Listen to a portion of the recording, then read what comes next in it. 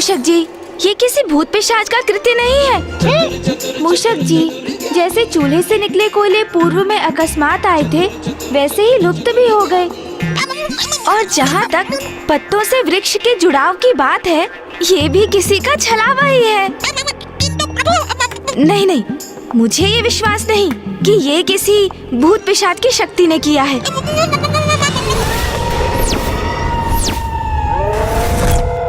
यदि सत्य में ही कोई भूत पिशाच है तो वो उस वृक्ष के मध्य में से, उस नन्हे छिद्र से चट्टान निकाल कर दिखाए। वो छिद्र? क्या कह रहे हैं प्रभु? इतने नन्हे से छिद्र से इतना विशाल छत्ता कैसे?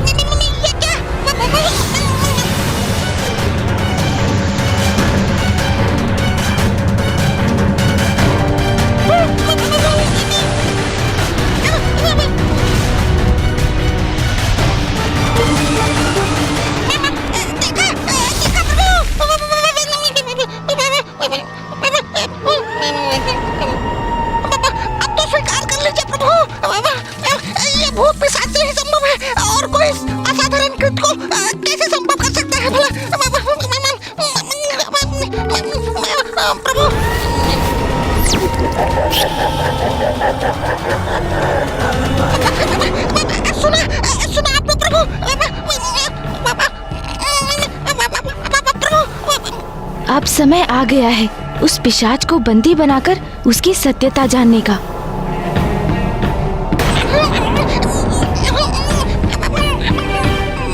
चलिए, उचित है, यदि कोई भूत पिशाच है तो इस पोटली के भीतर प्रवेश कर दिखाए। उसके पोटली में समाते ही ये पोटली फूल जाएगी मूषक जी। हाँ, फिर मैं भी मान लूंगा। वो आएगा प्रभु, देख लीजिएगा।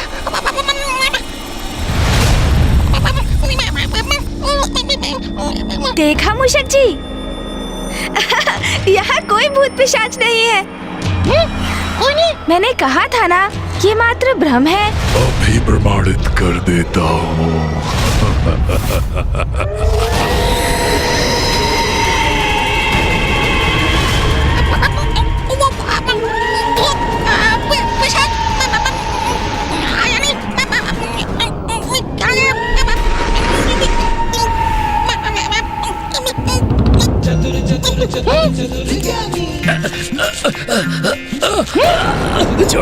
ये लीजिए मूषक जी, जो भी भूत पिशाच था और जिसने आपको कष्ट पहुंचाया, उसे हमने इस पोटली में बंद कर दिया है।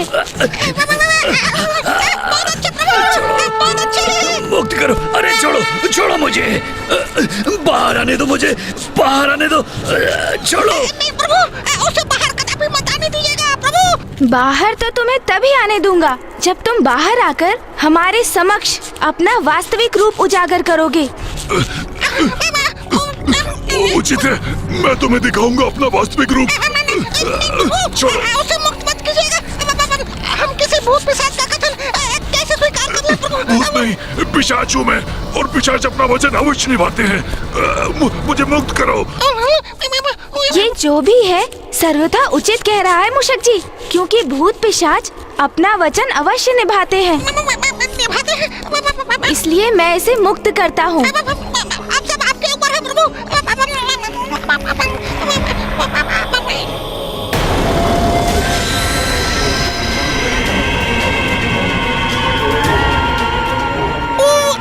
किधर गया पिशाच, किधर गया?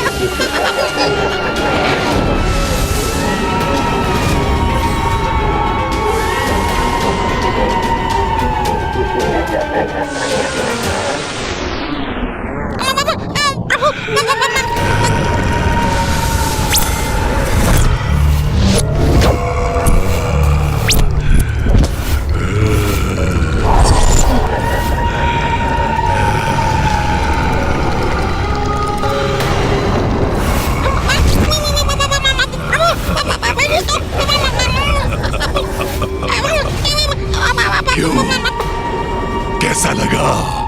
दिखाइए वास्तविक स्वरूप।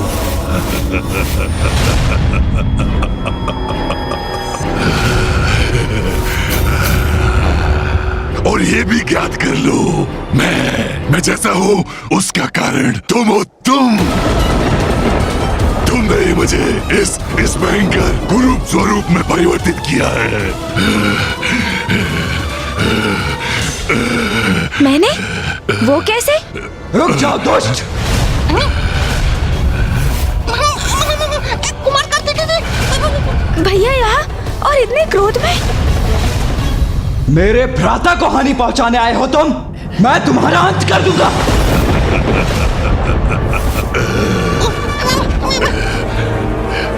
ये क्या कर रहे हैं भैया? ये पिशाच अपनी अवस्था के लिए पूर्व में ही मुझे उत्तरदायी मान रहा है और अब भैया इस पर आक्रमण करने जा रहे हैं।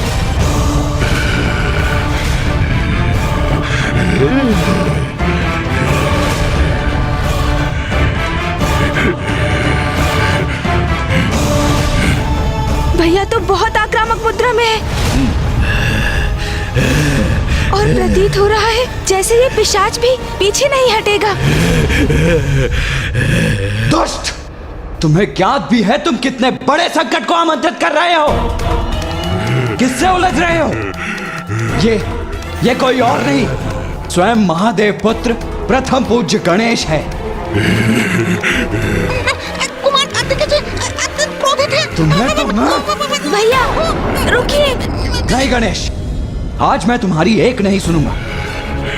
इस दुष्ट उद्दंड पिशाच पर अपना प्रहार अवश्य करूंगा मैं। आइए, क्यों नहीं, कीजिए प्रहार कीजिए। आप भी मेरा वध कर दीजिए जैसे पूर्व में आपके भ्राता ने किया था। उसी प्रकार आप भी मेरा अंत करने का आनंद लीजिए, आनंद लीजिए।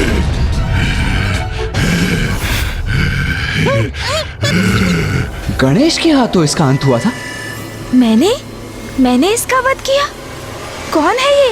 मैं व्यर्थ ही भयभीत हो रहा था। ये पिशाच युद्ध नहीं करना चाहता। ये तो बस क्षुब्ध है प्रभु से, किंतु फिर ये चाहता क्या है? क्यों? क्या हुआ? चुप क्यों हो गए? अपने दंड का वार करो ना, करो। यही शेष रह गया था, ये भी पूरा कर लीजिए आप। मुझे भली भांति ज्ञात है गणेश जी कौन है और कितने सम्मानीय हैं। मुझे पुनः उनके समक्ष आने के लिए बहुत साहस जुटाना पड़ा। हाँ।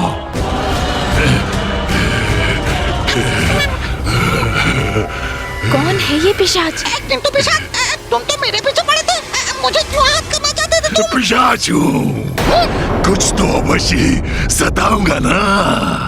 और वैसे भी मैं ये सब कुछ गणेश जी का ध्यान अपनी ओर आकर्षित करने के लिए कर रहा था।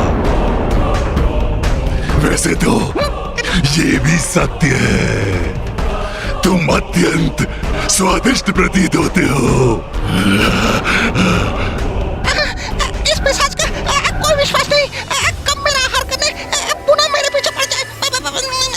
मैं तो प्रभु के पीछे ही सुरक्षित हूँ। अच्छा, अब रुको। तुम मूषक जी से वार्तालाप करने तो यहाँ नहीं आए हो ना? तो अपना परिचय दो, बताओ कौन हो तुम? कौन हो तुम? मैं अपना परिचय अवश्य दूंगा गणेश जी, किंतु उसके पूर्व आपको मुझे एक वचन देना होगा कि आप मेरी सहायता करेंगे।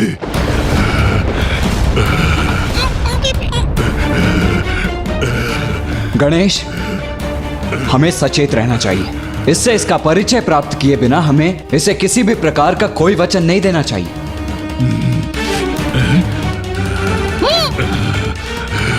भैया, मुझसे सहायता प्राप्त करना यदि इसके लिए आवश्यक नहीं होता तो ये इस प्रकार यहाँ आकर मुझसे सहायता की गुहार नहीं लगाता भैया। और फिर ये जो भी है यहाँ मेरे शरणार्थी के रूप में आया है,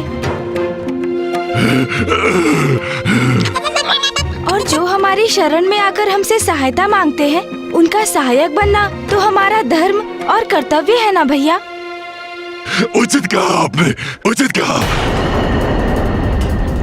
सर्वथा उचित कहते हैं प्रथम पूज्य गणेश जी। आपने मुझे वचन दिया है, आप मेरी सहायता करेंगे और मेरी सहायता करना आपका धर्म है, आपका कर्तव्य है।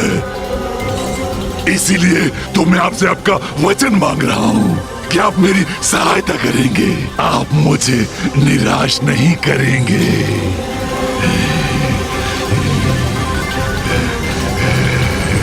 यदि तुम मुझे अपना उचित परिचय दोगे तो मैं वचन देता हूँ, मैं तुम्हारी सहायता करने से कदापि पीछे नहीं हटूंगा। ये मेरा वचन है। उचित है फिर। आप मुझे मेरे इस रूप में पहचानने में असमर्थ हैं। मैं ज्ञानी हूँ, ज्ञानी, ज्ञानी, ज्ञानी। ज्ञानारी? आपने मेरा वध किया था।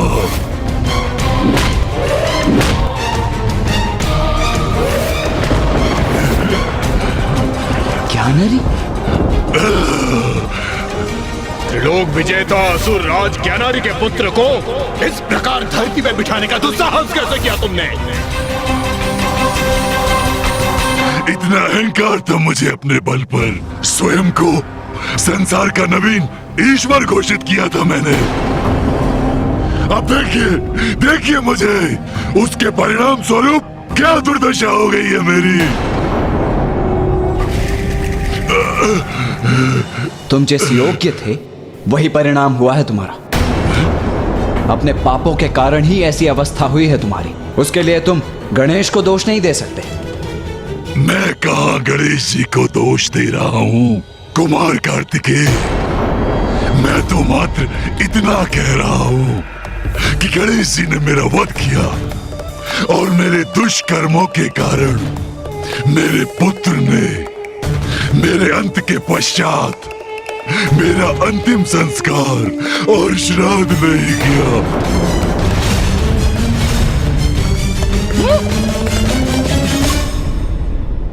इसलिए मेरी आत्मा। अरे कहाँ चला गया ये ज्ञानारी? ये दुष्ट अचानक अदृश्य क्यों हो गए? कदाचित हमें सावधान रहना चाहिए।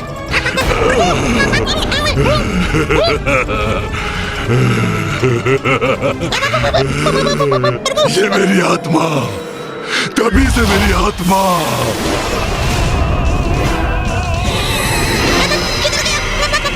और इसी प्रकार भटकते भटकते मैं पिशाच बन गया हूँ।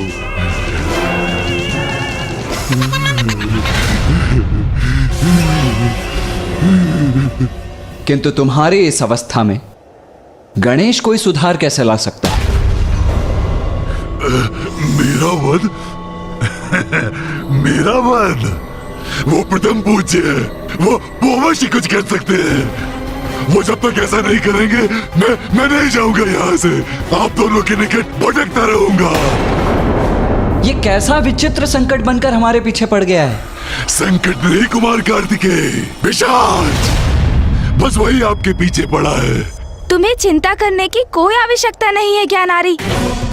मैंने तुम्हें सहायता का वचन दिया था तो वो मैं अवश्य पूर्ण करूंगा। किंतु अभी कब करेंगे? हाँ? सर्वप्रथम मुझे ये तो ज्ञात करने दो कि मैं तुम्हारी सहायता कैसे कर सकता हूँ। और ये आप कब याद करेंगे? अभी ना, अभी ना। भैया, क्या ये ज्ञानारी सत्य कह रहा है? क्या अंतिम संस्कार एवं श्राद्ध के बिना मृत आत्मा को पिशाच योनि प्राप्त होती है? हाँ गणेश, किंतु ऐसा मात्र उन आत्माओं के साथ होता है जिन्होंने अपने जीवन काल में अनेकों पाप कर्म किए हों। जो व्यक्ति अपना संपूर्ण जीवन ईश्वर की निंदा में व्यतीत करता है। मूर्ख बालक, मैं अभी तुम्हारे इस विश्वास को खंडित कर देता हूँ। स्वयं से दुर्बल जीवों पर अत्याचार करता है, अपने कर्म एवं अपने धर्म का उचित पालन नहीं करता,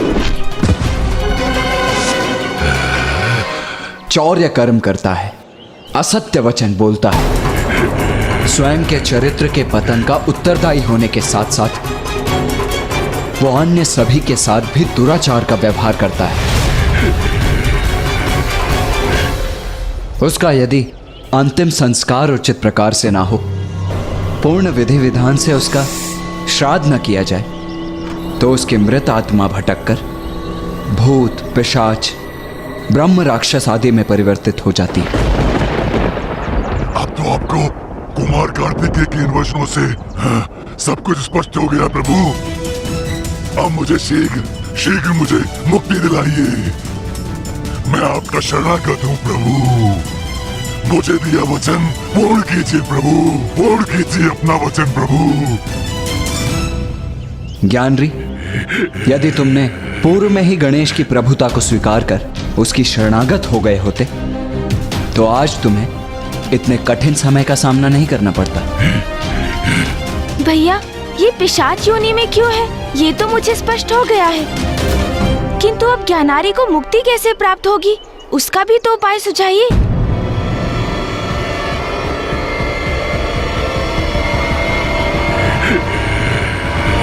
काशी, काशी।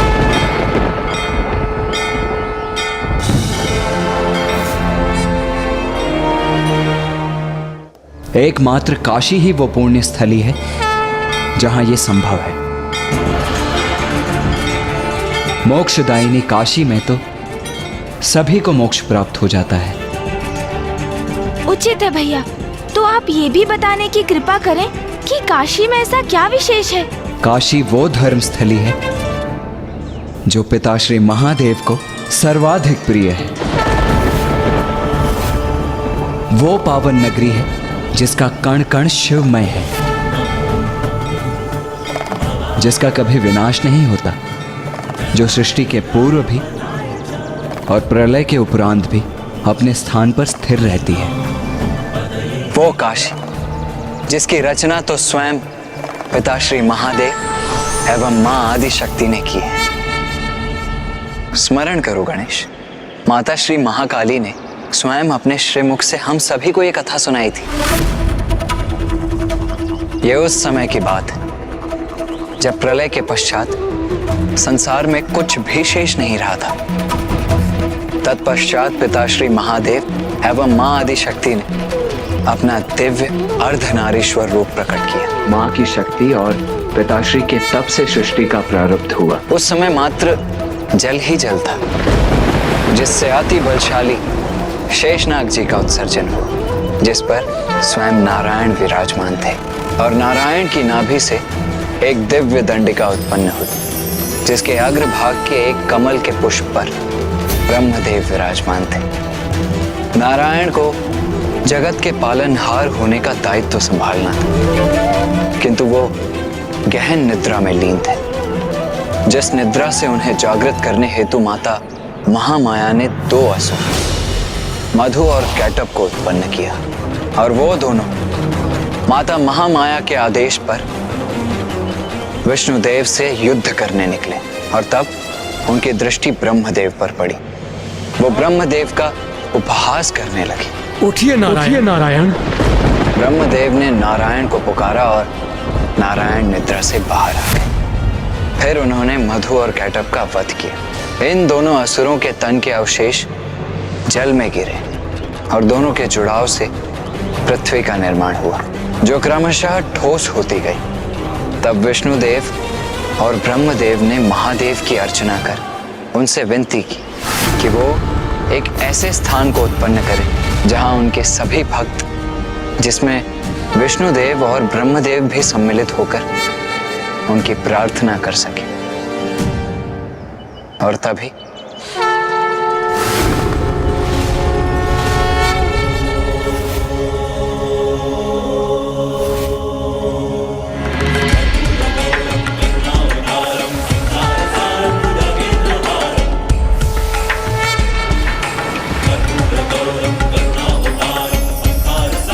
और इस प्रकार महादेव ने काशी को उत्पन्न किया, जो महादेव के संपूर्ण तेजों का सारभूत है, अर्थात स्वयं महादेव का ही स्वरूप है। तो भैया, क्या काशी जाकर इस पिशाच की मुक्ति संभव हो जाएगी? हाँ गणेश,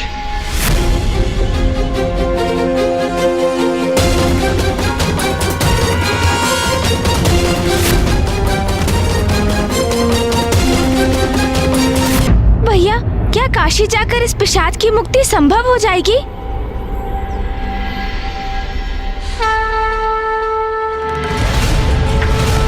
महादेव ने अपने रुद्राक्ष से एक पावन नगरी का निर्माण किया जिसका नाम है काशी।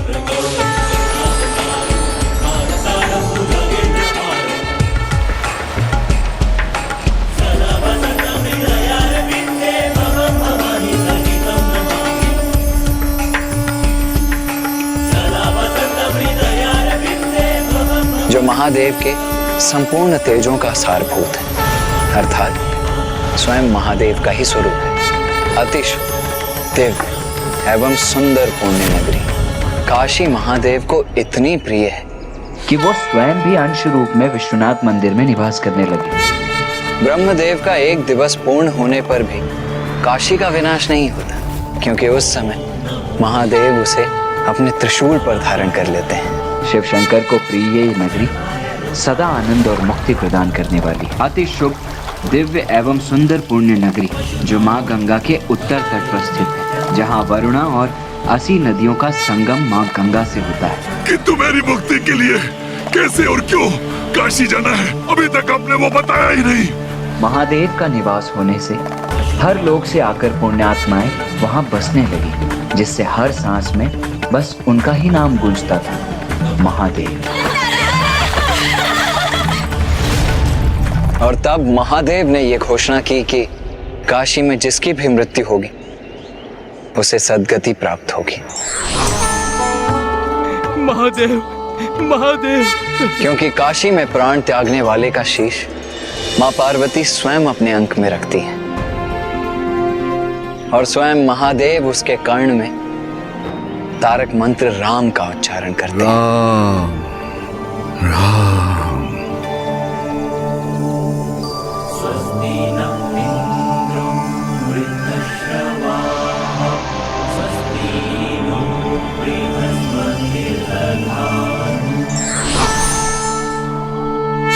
किंतु भैया, तारक मंत्र राम है, वो तो भविष्य में नारायण के अवतार का नाम है ना भैया?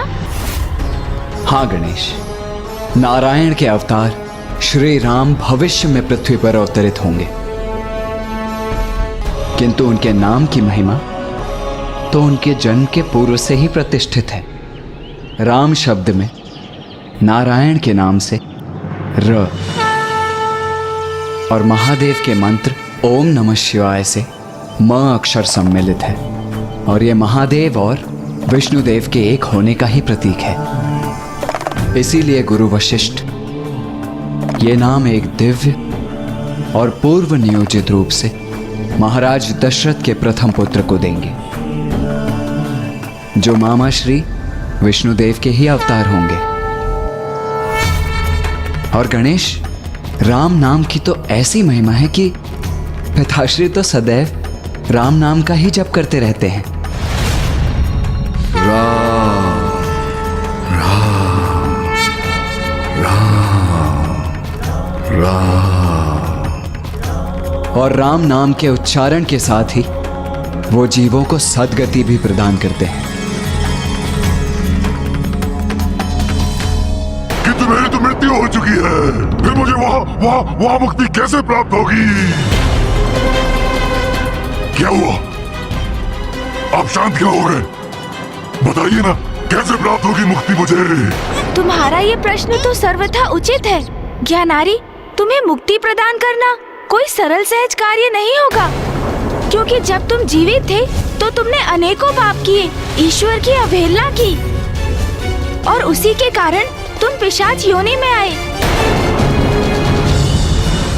किंतु काशी एक दिव्य और पावन स्थली है, और मुझे विश्वास है एक बार हम वहाँ पहुँच गए तो तुम्हें मुक्ति प्रदान करने का भी कोई ना कोई मार्ग अवश्य निकल आएगा। तो यहाँ क्यों प्रतीक्षा करें? चलिए चलिए प्रभु, काशी चलिए प्रभु, चलिए चलिए प्रभु, चलिए चलिए। वहाँ चलकर मेरी मुक्ति का कोई मार्ग ढूंढिए प्रभु। चलिए। चलेंगे, अवश्य चलेंगे ज्ञानारी। किंतु उसके पूर्व मुझे और भैया को माँ और पिताश्री से इसकी अनुमति लेनी होगी। इसलिए सर्वप्रथम हमें कैलाश लौटना होगा। जो भी करना है शीघ्र कीजिए, क्योंकि अब मैं इस पिशाच योनि में और अधिक समय तक नहीं रह सकता। अति पीड़ा में हूँ मैं। माँ, पिताश्री, हमें आपसे एक विशेष अनुमति चाहिए। किस बात के लिए विशेष अनुमति पुत्र? माँ, हमें काशी जाना होगा।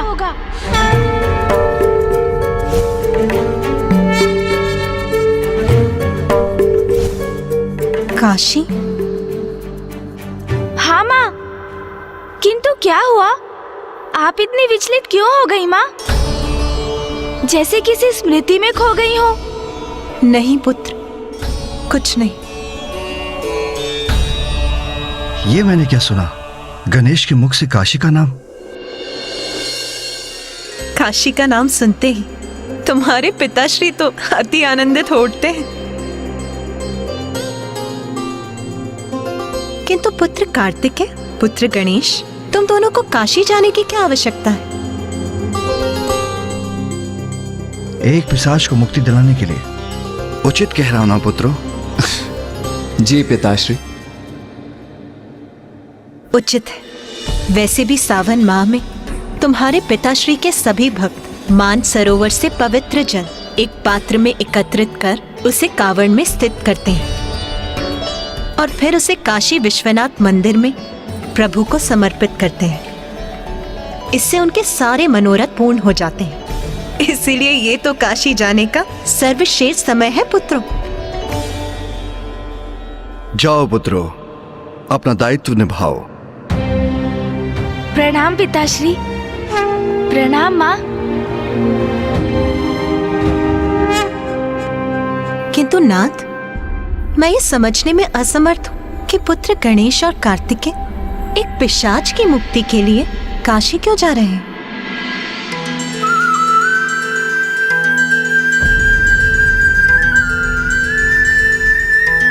मैं समझ गई नाथ, ये सब आप ही की लीला है।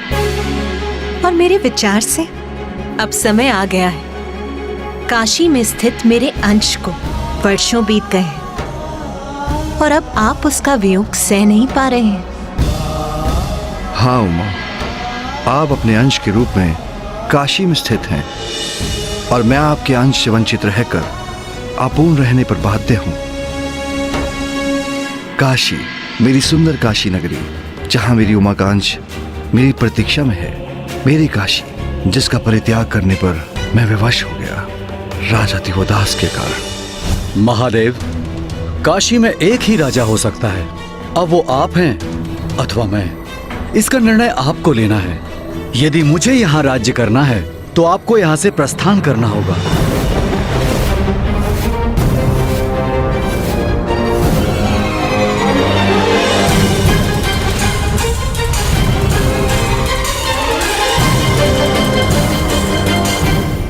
उमा, मेरा काशी त्यागने का समय आ गया है, किंतु आपको तो यहीं रहना होगा, क्योंकि आपको अपने निवास पर दृष्टि भी तो रखनी है।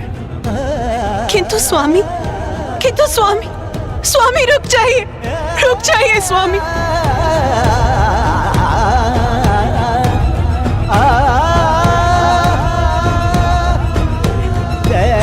स्वामी तो मुझे छोड़कर प्रस्थान भी कर गए।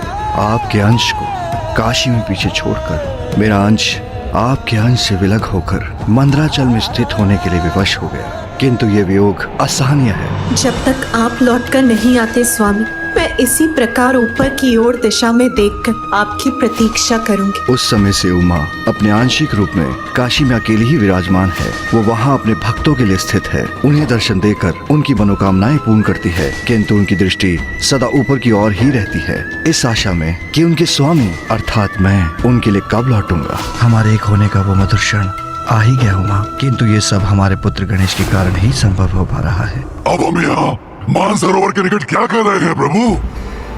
काशी के लिए अपनी यात्रा प्रारंभ क्यों नहीं कर रहे हैं?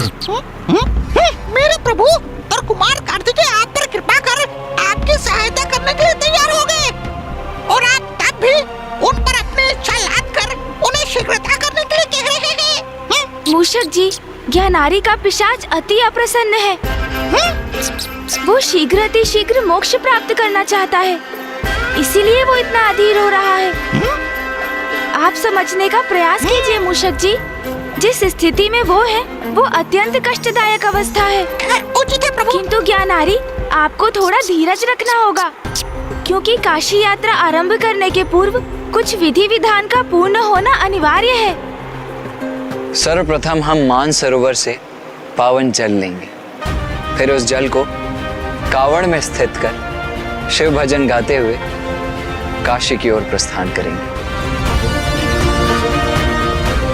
हमें आपके पुत्र सुबोध को भी वहां बुलाना होगा।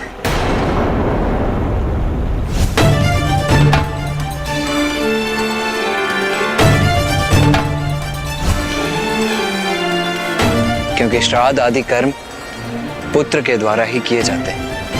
मैं अपने पुत्र सुबोध से भेंट करूंगा।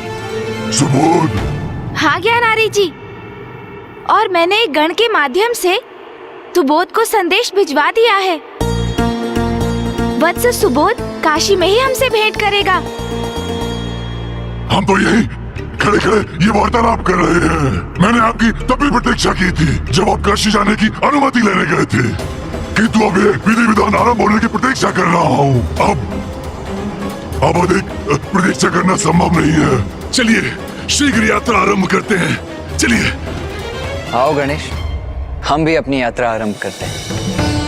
हर हर महादेव। हर हर महादेव। महादेव। हर हर महादेव। हर हर महादेव।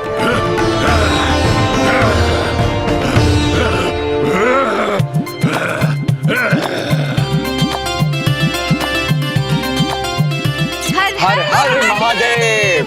हर हर हर हर महादेव। सब काशी जाए, चलो दर्शन पाए, बाबा को मनाए, कांवर को उठाए, उन्हें जल चढ़ाए, शिव भजते जाए। बोलो हर हर महादेव। बाबा।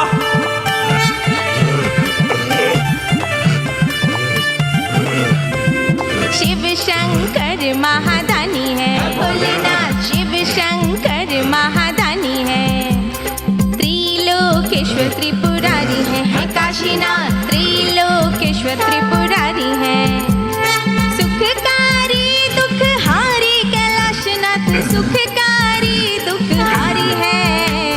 शिव शंकर महादानी है, भोलेनाथ शिव शंकर महादानी। शीघ्रता कीजिए, शीघ्रता कीजिए। मुझे मुक्ति चाहिए। मुक्ति चाहिए।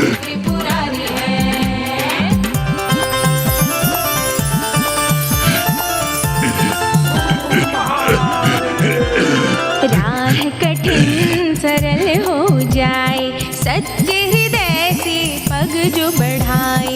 राह कठिन ये सरल हो जाए, सच्चे हृदय से पग जो बढ़ाए। कांवर जल कांधे पे उठाए, बाबा हो प्रसन्न शिवलिंग पे चढ़ाए। हर लेंगे दुख भारी अब विश्वनाथ, हर लेंगे दुख भारी रे। शिव शंकर महादानी है, भोलेनाथ शिव शंकर महादानी है। त्रिलोकेश्वर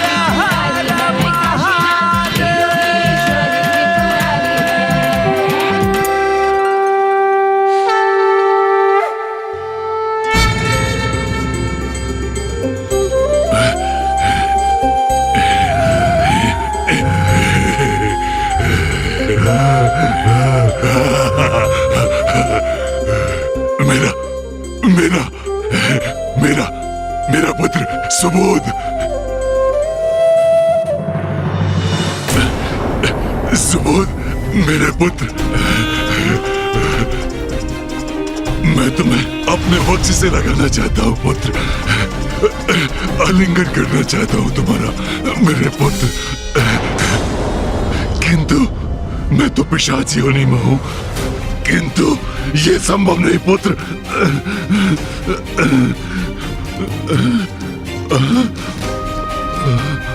किंतु मेरा पुत्र मुझे ऐसे कैसे स्वीकार करेगा? नहीं, ऐसे तो वो मुझसे भयभीत हो जाएगा। नहीं, मैं उसके समक्ष नहीं जा सकता।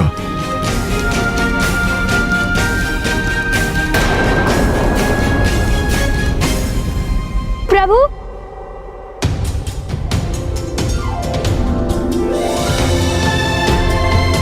मेरे प्रभु गणेश जी, कल्याण हो सुबोध। प्रणाम गुरुदेव। आयुष्मान भव पुत्र।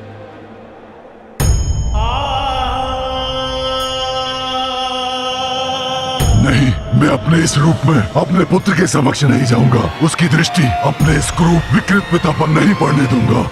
प्रभु, आपका ये संदेश पाकर मैं अत्यंत प्रसन्न हुआ। बताइए, आपका इस अनन्य भक्त के लिए क्या आदेश है? वत्स सुबोध, तुम्हें एक अत्यंत महत्वपूर्ण कार्य करना है। एक ऐसा कार्य जो एक पुत्र को अपने पिता के लिए करना ही होता है।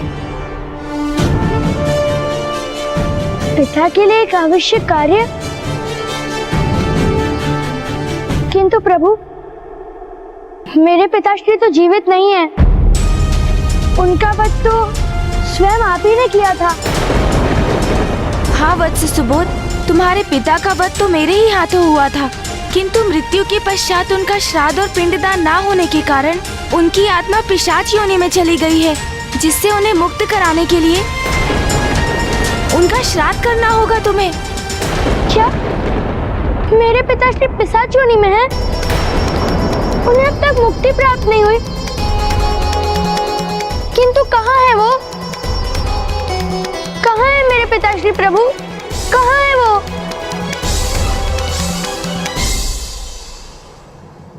यहाँ।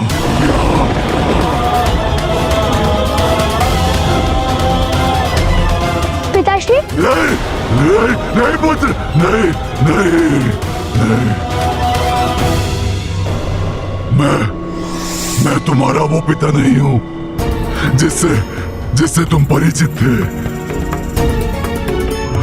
अब अपने इस क्रूर और भयंकर रूप में मैं तुम्हारे समक्ष आने में संकोच कर रहा हूँ। कहीं तुम मेरा ये रूप देखकर भयभीत न हो जाओ। पिताश्री, एक पिता से पुत्र कदापि भयभीत नहीं हो सकता है।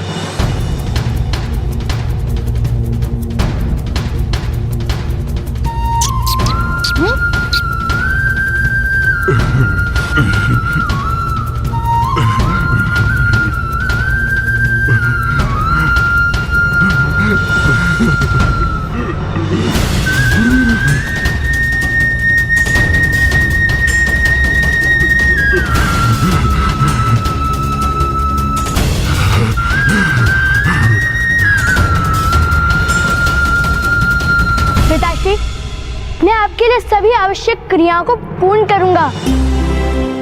आपके प्रति अपना कर्तव्य निभाऊंगा, जिससे आपको इस योनि से मुक्ति प्राप्त हो सके।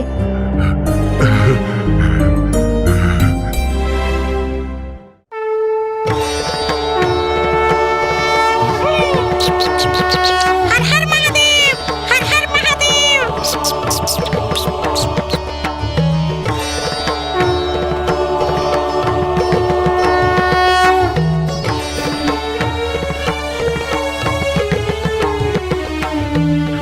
कैसे मिलेगी? अर्थात मेरी मुक्ति। शीघ्र चलिए प्रभु, शीघ्र चलिए प्रभु। नहीं, हम ऐसे आगे नहीं बढ़ सकते। इस भूमि पर पांव धरने से पूर्व हमें इसका नमन करना अति आवश्यक है। ये भूमि तो अत्यंत पावन है, क्योंकि यहाँ मां स्वयं अपने अंश के रूप में विराजमान है।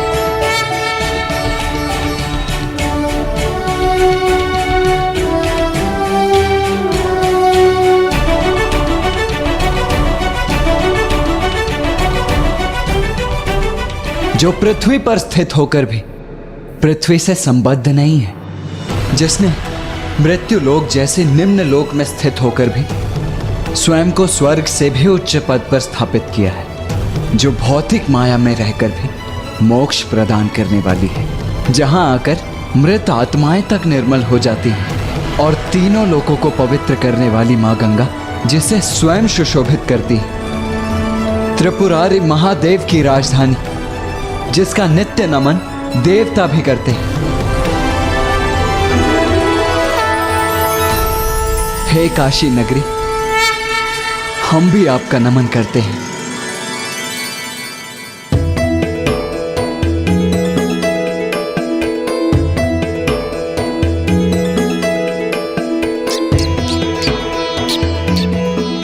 काशी शब्द का अर्थ है प्रकाश प्रदान करने वाली नगरी, जहां आकर संसार का मोह ही मिट जाता है, अहंकार मिट जाता है, और ये गूढ़ ज्ञान प्राप्त होता है कि जीवन की सार्थकता तो मात्र सत्कर्म करने और ईश्वर से जुड़ने में है। आइए अब हम इस पावन नगरी में प्रवेश करें।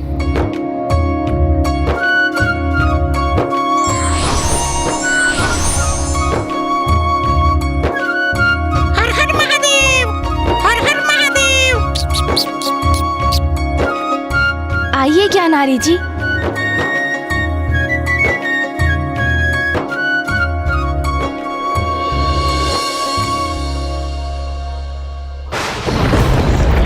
रुक जाओ।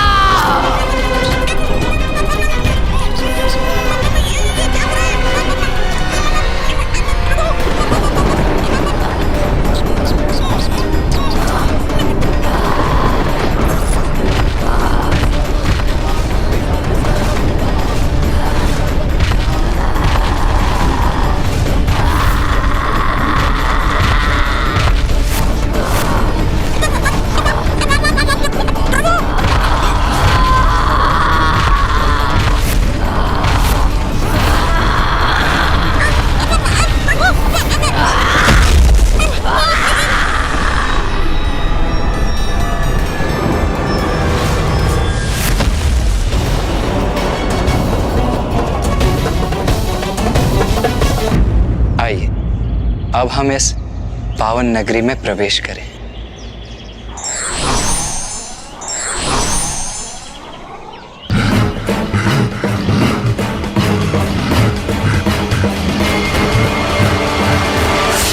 रुक जाओ। ये क्या हो रहा है? प्रभु, ये क्या हो रहा है? ये कौन है?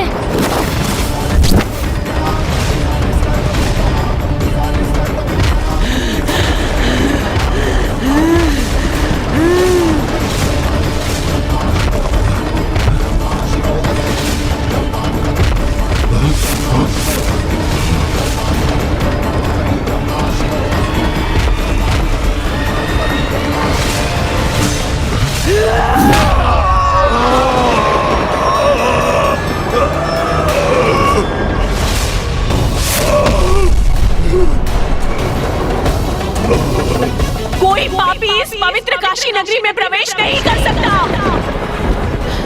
भैया ये तो वही देवी वाराही है ना, जिनका देवी कौशिकी ने शुंभ का वध करते समय आवाहन किया था।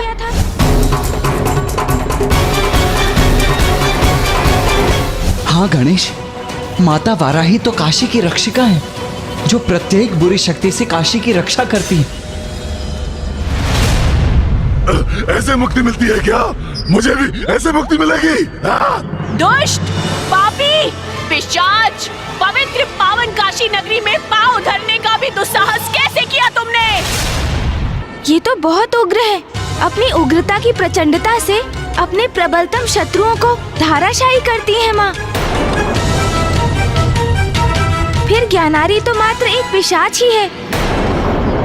माता वाराही उसे क्षण भर में चीर कर रख देंगी। जब तक प्रथम पूज्य गणेश जी साथ हैं, मेरा कोई कुछ हित नहीं कर सकता। इसलिए मुझे भयभीत नहीं होना चाहिए। कुछ नहीं होगा मुझे, वही करेंगे मेरी रक्षा। अच्छा, ऐसे नहीं मानोगे तुम। इतना दुस्साहस तुम्हारा कि मेरी चेतावनी के बाद भी आगे बढ़ने का, काशी के भीतर आने का प्रयास कर रहे हो।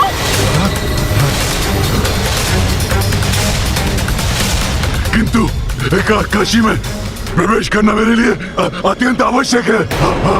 तुम जैसे दुष्टों के लिए यहाँ कोई स्थान नहीं है। इन देवी से कैसे होगी मेरी रक्षा? भैया, हम माता को ज्ञानारी पर प्रहार करने से कैसे रोके? स्वामी, स्वामी ये क्या? देवी वाराही ने तो ज्ञानहरि के पिशाच को सीमा पर ही रोक दिया। यदि वो काशी में प्रवेश नहीं कर सका तो पुत्र गणेश और पुत्र कार्तिकेय का वहां जाने का प्रयोजन सफल नहीं हो पाएगा। हाँ उमा, पुत्र कार्तिकेय और पुत्र गणेश को किसी युक्ति से देवी वाराही को ज्ञानहरि के पिशाच को काशी में प्रवेश की अनुमति देने के लिए तैयार करना होगा। यदि वे प्रवेश नहीं कर पाए तो हमारा अंश भी फिर कभी नहीं मिल पाएगा उमा।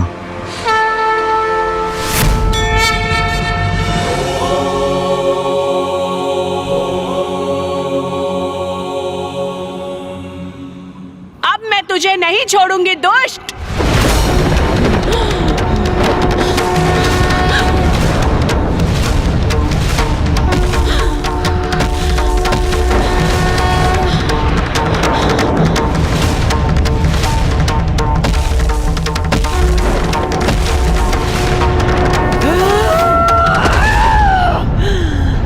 कहाँ गया ये दुष्ट?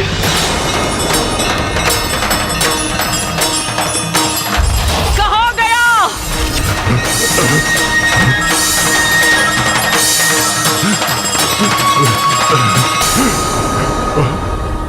माता, माता, माता। तुम्हारा दुस्साहस अपनी सभी सीमाएं लांघ चुका है। तुम मेरे साथ आंख मिचोले की क्रीड़ा कर रहे हो। तो लो, अब देखो मैं क्या करने जा रही हूँ तुम्हारे साथ।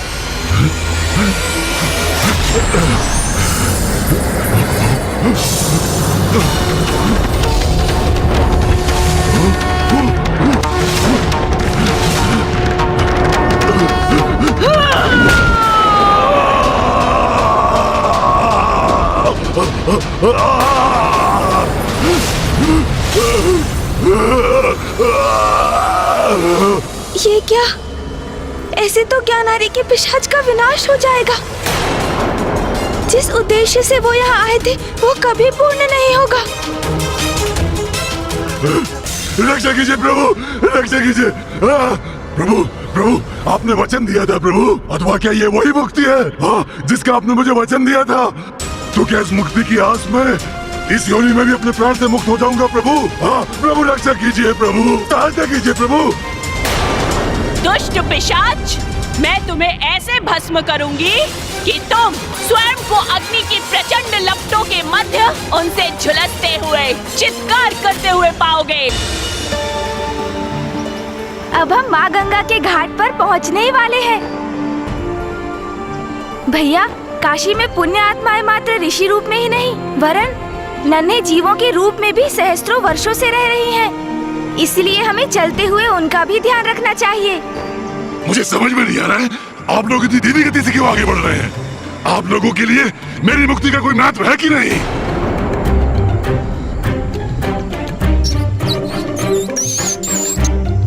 जब समय था ज्ञानारी जी, तब तो आपने स्वयं के कर्मों पर तनिक भी ध्यान नहीं दिया। निरंतर अधर्म ही करते रहे हैं आप। यदि तब आप अपने कर्मों के परिणाम पर विचार कर उन्हें तनिक भी महत्व देते तो आज इस स्थिति में नहीं होते आप। हमें आपकी अधीरता का भान है ज्ञानारी जी, किंतु आपको हम पर विश्वास रखना होगा। हम सब आपकी मुक्ति के लिए ही तो ये प्रयास कर रहे हैं। मैं तो इसलिए कह रहा था क्योंकि मेरे अनुसार आप मेरे इस कार्य के लिए अधिक सजग प्रतीत नहीं हो रहे गणेश जी। ऐसी बात नहीं है ज्ञानारी जी, हम इसी कार्य के लिए तो यहाँ आए हैं ताकि आपका कार्य पूर्ण हो सके। अच्छा चलिए अब आगे बढ़ते हैं।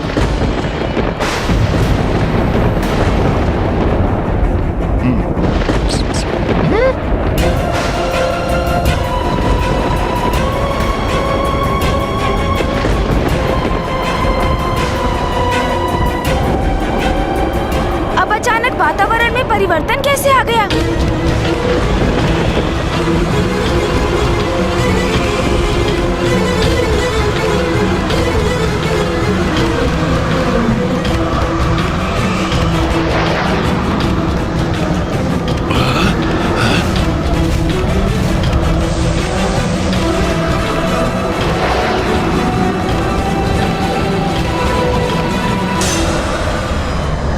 अब ये कैसा संकट है? मुझे सावधान रहना होगा।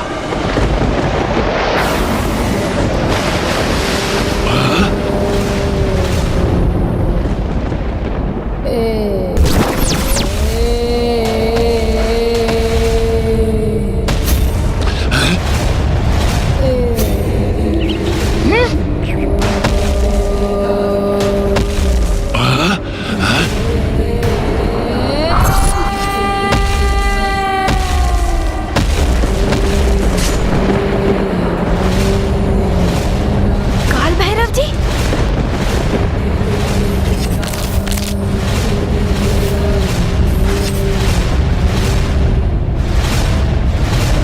दुष्ट पिशाच, तूने यहाँ आने का दुस्साहस कैसे किया? ये तो काल भैरव है। काल भैरव?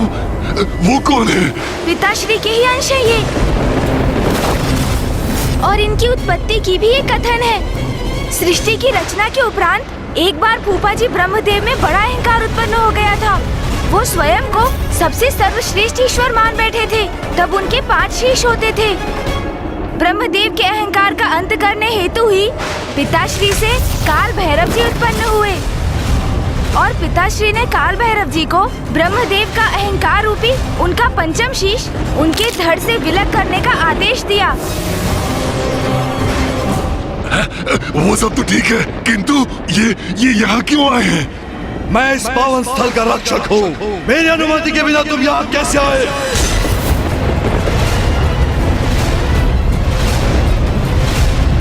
विचित्र है ये काशी नगरी। यहाँ तो सब मुझ पर आक्रमण करने पर ही तुले हैं।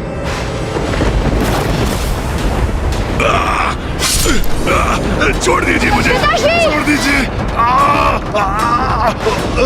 छोड़ दीजिए, छोड़ दीजिए प्रभु, छोड़ दीजिए, प्रभु, प्रभु छोड़ दीजिए,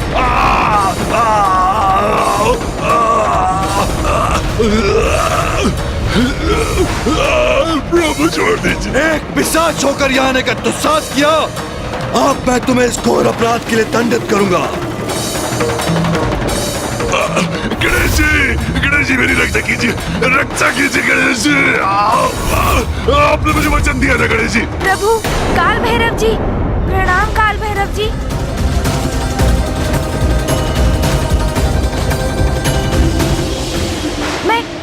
मैं गणेश हूँ, और ये मेरे अग्रज कुमार कार्तिकेय हैं, और हम दोनों महादेव के पुत्र।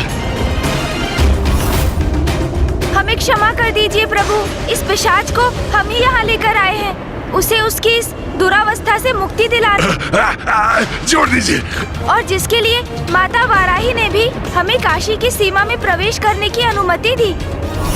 हम आपसे विनय पूर्वक अनुरोध करते हैं कि आप भी क्रोधवश इसे कोई हानि ना पहुँचाएं प्रभु।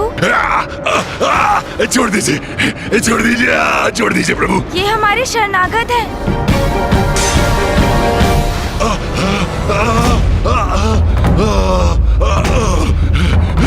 प्रभु,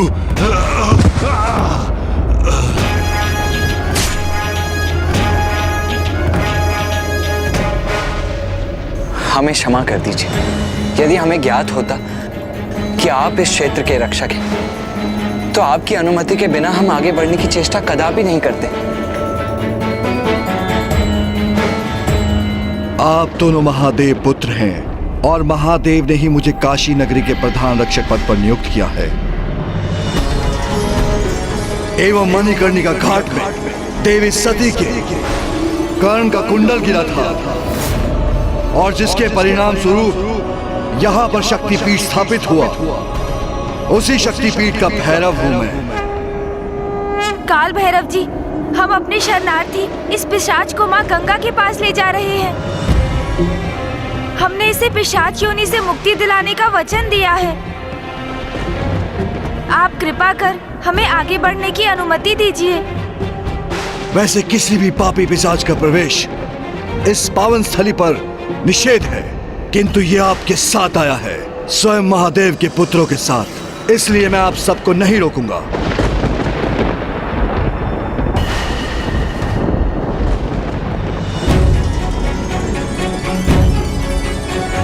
धन्यवाद काल भैरव जी।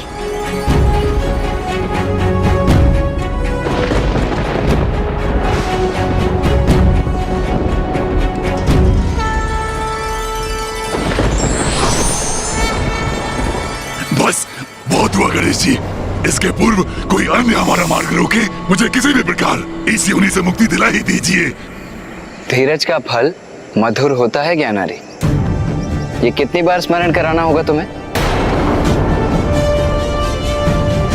वो हमारे समक्ष माँ गंगा की पावन जलधारा है। आओ चलो, अब तुम्हें मुक्ति अवश्य प्राप्त होगी।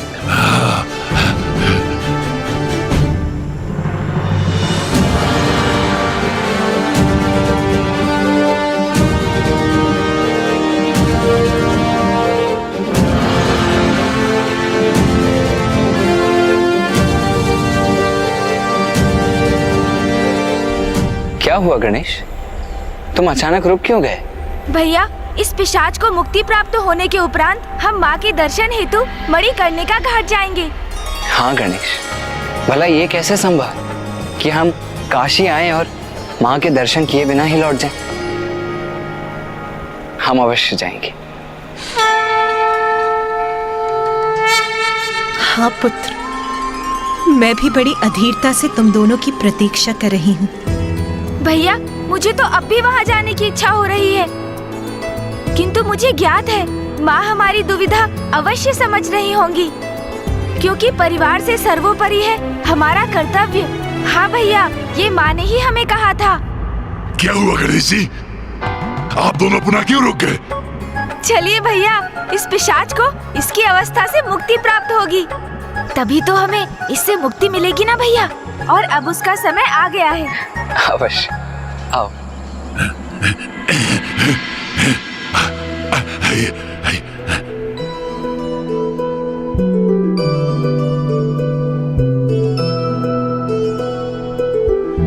हे माँ गंगा, हमारा नमन स्वीकार करें और अपनी इस पावन जलधारा में हमें प्रवेश करने की अनुमति दें।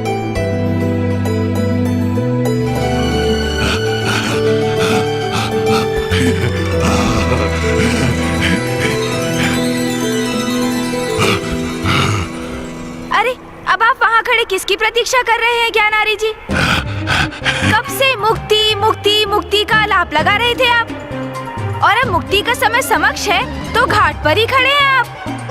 वो मुझे इस जल से भय लगता है।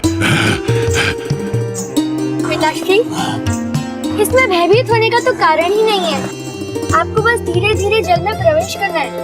सर्वप्रथम मैं आगे बढ़ता हूँ, आप मेरे पीछे पीछे आ जाइए।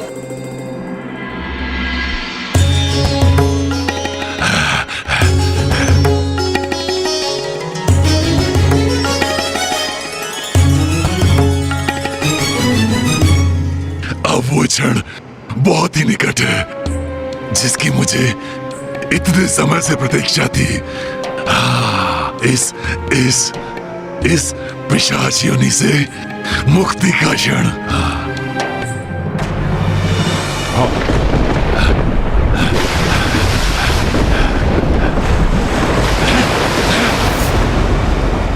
अरे, ये क्या?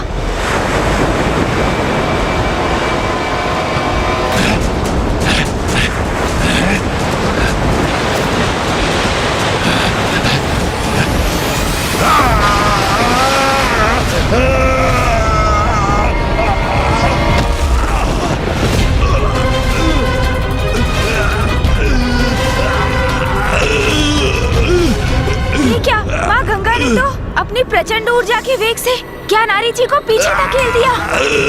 ये तो स्पष्ट है गणेश कि माँ गंगा ने ज्ञानारी को अपने जल में प्रवेश करने की अनुमति नहीं दी। किंतु वो सुरक्षित तो है ना? हाँ भैया, हमें उन्हें देखना चाहिए। चलिए। ज्ञानारी जी, आप कुशल तो है ना? नहीं, कुशल नहीं हूँ मैं। अभी भी इस पिशाच योनि में ही हूँ। सरगति दिलवाएंगे मुझे, ऐसा वचन दिया था आपने मुझे। जब वो संभव नहीं कर सकते तो ऐसा वचन क्यों दिया? यहाँ काशी को लेकर आ गए। एक सत्य को भली भांति समझ लो ज्ञानारी। निर्बलों को बल देना, दुखियारों के दुख हरना, शरणागतों की रक्षा करना गणेश का धर्म ही नहीं, उसका स्वभाव भी है। तुमने तो अपने जीवन में ना इस प्रकार कभी विचार किया है और ना ही इसके अनुसार अपना जीवन जिया है, अन्यथा तुम इस दुरावस्था में कदापि नहीं होते। किंतु अब विश्वास करो, गणेश तुम्हारी सहायता करने का हर संभव प्रयास कर रहा है। भैया, हम ऋषि जैगश्वे के सुझाव पर ही यहाँ आए थे। उन्होंने कहा था माँ गंगा के पावन जल में ज्ञानारी जी की डुबकी लगाने से उन्हें पिशाच योनि से मुक्ति प्राप्त होगी। किंतु ज्ञानारी जी तो माँ गंगा के पावन जल का स्पर्श भी नहीं कर सके। भैया, इसलिए हमें माता गंगा के जल में ज्ञानारी जी की डुबकी लगाने की अनुमति के लिए उनसे प्रार्थना करनी चाहिए। हे माँ गंगा, आप तो हमारे यहाँ आपके तट पर आने के प्रयोजन से भली भांति परिचित है ना माँ, किंतु फिर भी आपने इस पिशाच को अपने जल में प्रवेश करने की अनुमति नहीं दी। हे माँ गंगा, इसलिए यदि हमसे कोई भूल हुई है तो हमें क्षमा कर दीजिएगा माता, और कृपा कर हमारा मार्गदर्शन कीजिए। हमें अपने वचन को पूर्ण करने का उचित मार्ग सुझाइए माता।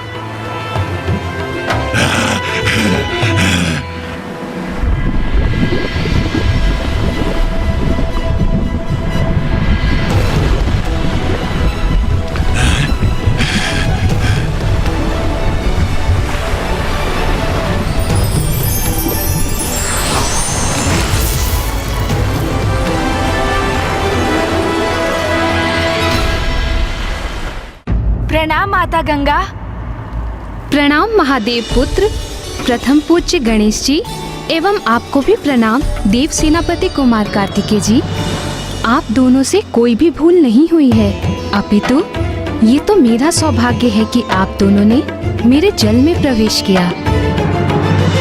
किंतु भूत पिशाच सद्गति से वंचित भटकी हुई आत्माएं होती हैं। इन्हें जल की एक बूंद ग्रहण करने की भी अनुमति नहीं। तो फिर ये पिशाच मेरे पवित्र जल में किस प्रकार प्रवेश कर सकता है?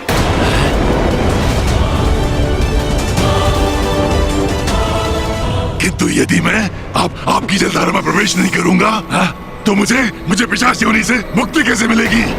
ज्ञानारी, धीरज रखो, शांत रहो और ध्यान से सुनो। माँ गंगा तुम्हारे ही विषय में बात कर रही है, तो उनसे धृष्टता करने की क्या आवश्यकता है तुम्हें? धृष्टता ही अहंकार का लक्षण है, और तुम्हारे जीवन में तुम्हारे अहंकार ने ही तुम्हारी ऐसी दुर्गति करवाई। क्या अब भी तुम ये समझने में असमर्थ हो? उचित है, फिर शांति रहूंगा, किंतु कब तक? मेरी मुक्ति तो शीघ्र होनी चाहिए। मुझे ज्ञात है, किंतु आपको अपने उद्देश्य प्राप्ति हेतु इसे काशी में स्थित तीर्थ स्थान पिशाच मोचन तीर्थ ले जाना चाहिए। पिशाच मोचन तीर्थ माता? ये कैसा तीर्थ है? आप कृपा कर क्या हमें इस तीर्थ के महत्व से अवगत कराएंगी माता? अवश्य गणेश जी। इस तीर्थ स्थान के पीछे भी महादेव की लीलाओं की अत्यंत मनोहारी कथा है। अनेकों वर्षों पूर्व महादेव के एक निष्ठावान भक्त, उनके एक गण कापड़ी ने काशी के उत्तर भाग में पित्तीश्वर शिवलिंग की स्थापना की थी। उन महादेव के भक्त ने शिवलिंग बनाकर पूजा करना आरंभ किया, किंतु वहां जलाभिषेक के लिए जल नहीं था। तो फिर वे ध्यान में लीन रहकर ही इस समस्या का समाधान ढूंढने में लग गए, और एक दिन उस गण की भक्ति से प्रसन्न होकर स्वयं वरुण देव उसे दर्शन देने आ गए।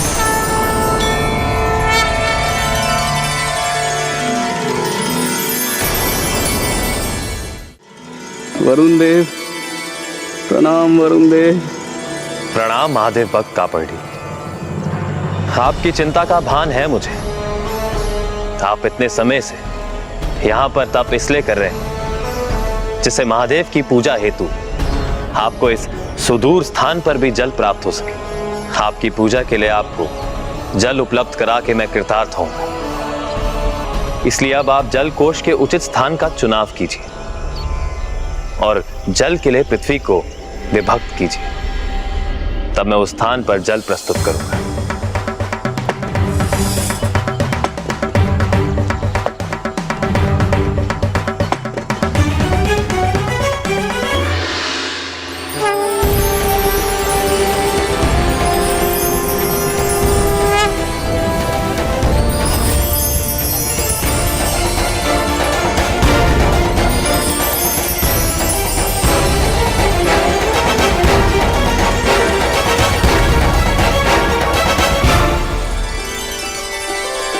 ओम नमः शिवाय।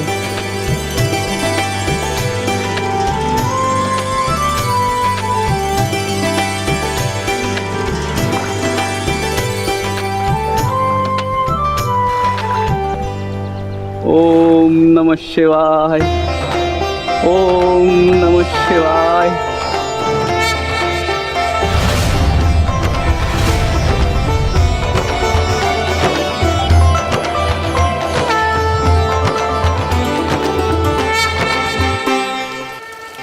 मैं कृतार्थ हुआ।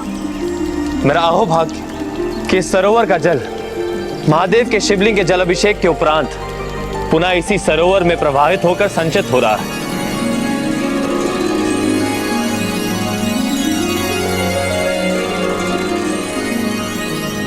ये सब महादेव की लीला है वरुण देव। इस सरोवर में शिवलिंग के जल अभिषेक के जल के कारण आज से ये सरोवर विमलोदक सरोवर के नाम से प्रतिष्ठित होगा। इस पावन विमलोदक सरोवर के जल के स्पर्श मात्र से मनुष्य के सभी पाप मिट जाएंगे और उनका तन और मन दोनों पवित्र और शांत हो जाएंगे। इसके पश्चात सहस्त्रों वर्षों के लिए भक्त कापड़ी वहीं उसी स्थान पर स्थित रहकर शिवलिंग की पूजा अर्चना में लीन रहे। किंतु उनके देहावसान के पश्चात एक पिशाच उस सरोवर के छोर पर स्थित एक बरगद के वृक्ष पर आकर निवास करने लगा। उस पिशाच को विमलोदक सरोवर के शीतल जल की लालसा थी, किंतु पिशाच होने के कारण वो उस जल का स्पर्श भी नहीं कर सकता था।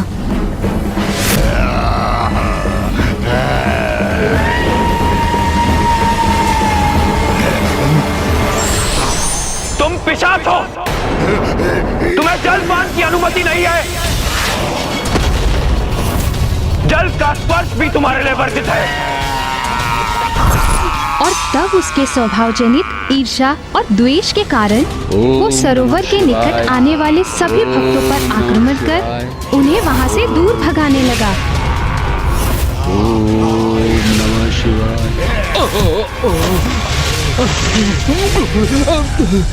यहाँ जो कोई भी आएगा उसे अनेकों यातनाएं दूंगा। महादेव रक्षा कीजिए, महादेव रक्षा कीजिए, महादेव रक्षा कीजिए, महादेव रक्षा कीजिए, रक्षा कीजिए महादेव, महादेव। तब महादेव को ये ज्ञात हो गया कि कोई पिशाच उनके भक्त को सता रहा है। तो क्या पिताश्री ने उस पिशाच को उसके दुष्कर्मों के लिए दंड दिया माता? नहीं गणेश, महादेव ने उस पिशाच को मुक्ति दिलाई। क्या? पिताश्री ने उस पिशाच को मुक्ति दिलाई? किंतु कैसे माता? हमारी जिज्ञासा शांत कर कृपया हमें बताइए माता, और हमारा मार्ग सुझाइए।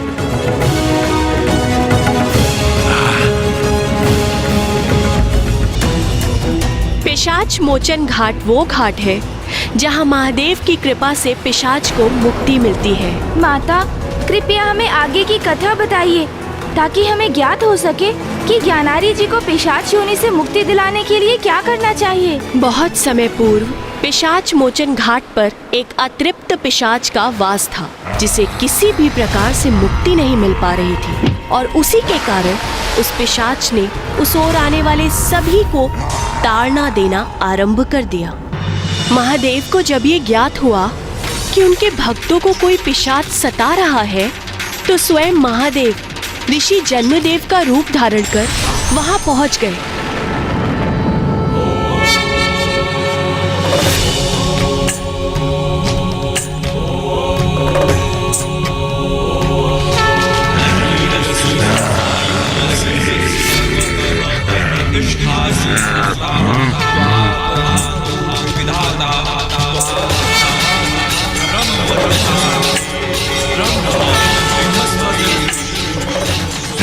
ये ध्वनि कहाँ से आ रही है?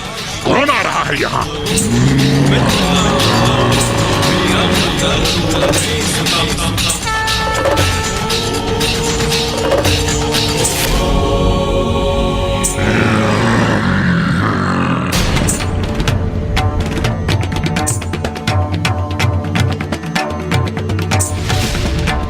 इस ऋषि को क्या ज्ञात नहीं कि मेरे आतंक के कारण कोई भी यहाँ विमलोदक सरोवर तक आने का दुस्साहस नहीं करता।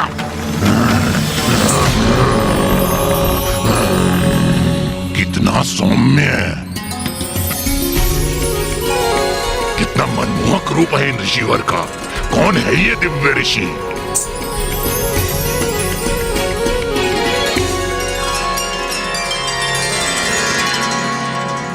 मेरे ध्यानस्थ के लिए यही उचित स्थान है।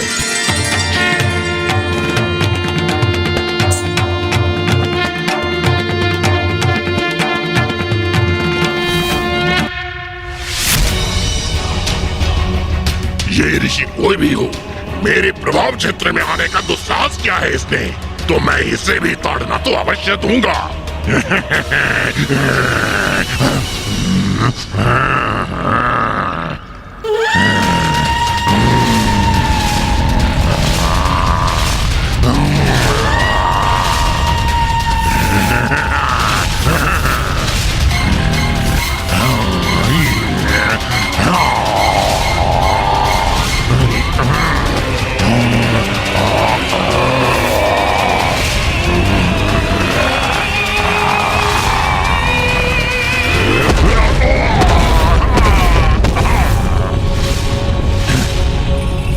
ये क्या हुआ? इस ऋषि ने अपनी प्रबल ऊर्जा से पीछे धकेल दिया मुझे। ऐसा तो आज तक कोई नहीं कर सका। इस ऋषि ने मुझे चुनौती देने का दुस्साहस किया है, तो उसका परिणाम भी अवश्य भुगतेगा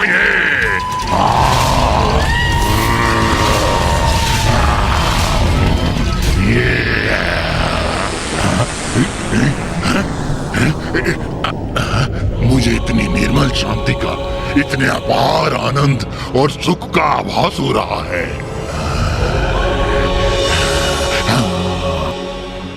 इस सरोवर पर आने वाले तीर्थयात्रियों को क्यों सताते हो तुम?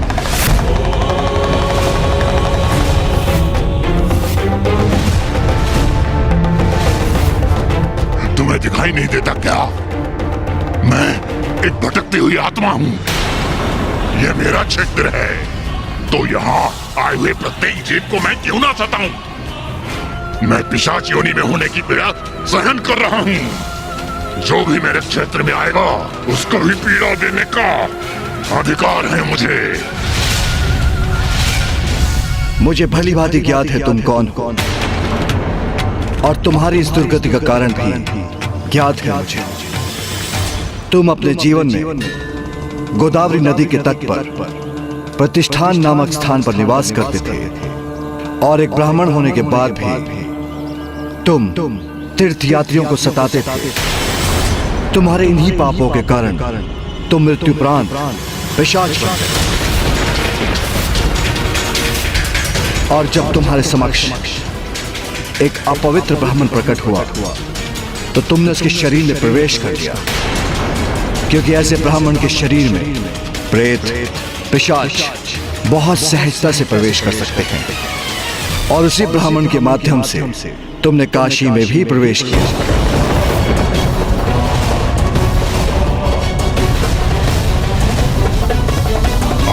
मेरे विषय में सब कुछ ज्ञात है। आप अवश्य कोई असाधारण दिव्य ऋषि हैं। तब तो आपको ये भी अवश्य ज्ञात होगा कि यहाँ काशी में जब शिव नाम मेरे कानों में प्रवेश हुआ तो मेरे शेष पाप नष्ट हो गए और मैं समझ गया कि प्रभु शिव के नाम से ही मेरा उद्धार संभव है। मुझे काशी में प्रवेश तो अवश्य प्राप्त हुआ, किंतु इस पिशाच योनि से मुझे मुक्ति प्राप्त ना हुई। आप सर्वज्ञाता हैं, तो मुझे इस कष्टप्रद पिशाच योनि से मुक्ति दिलाइए प्रभु। इसका उपाय तो तुम्हारे समक्ष है। इस सरोवर का जल तो आत्मा को निर्मल कर देता है। तुम इसमें डुबकी क्यों नहीं लगाते? मैं डुबकी लगाऊंगा, मुझे मुक्ति मिलेगी। तुम पिशाच हो, तुम्हें जल पान की अनुमति नहीं है। जल का स्पर्श भी तुम्हारे लिए वर्जित है।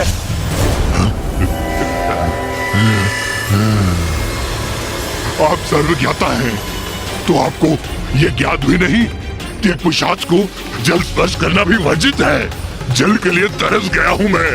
ये सरोवर मेरे समक्ष है, किंतु जल के एक बूंद के निकट तक नहीं पहुंच पा रहा हूँ। अब क्या मुझे मुक्ति नहीं मिलेगी?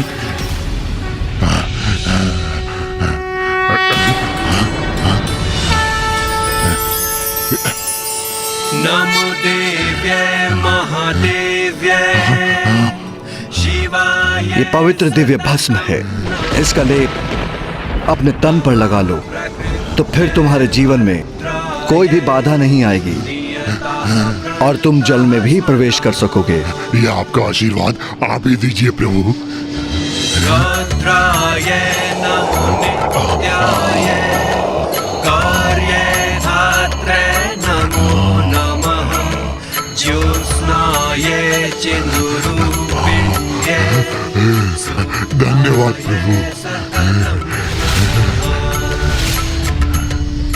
तत्पश्चात महादेव के भस्म ने उस पिशाच को सरोवर के जल में उतरने में सहायता प्रदान की और इस प्रकार पिशाच के जल में डुबकी लगाते ही वो अपने सभी पापों से मुक्त होकर अपने वास्तविक रूप में आ गया।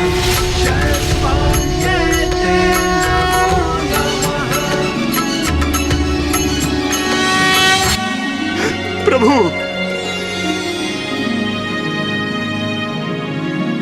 आप कोई साधारण ऋषि नहीं हैं, आप तो स्वयं महादेव हैं।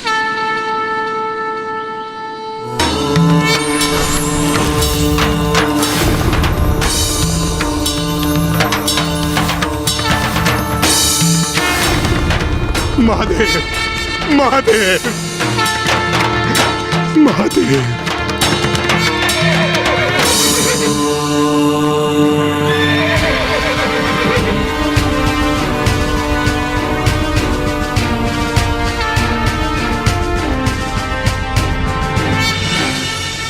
इस सरोवर में स्नान करने से तुम्हारे सभी शेष पाप भी मिट गए।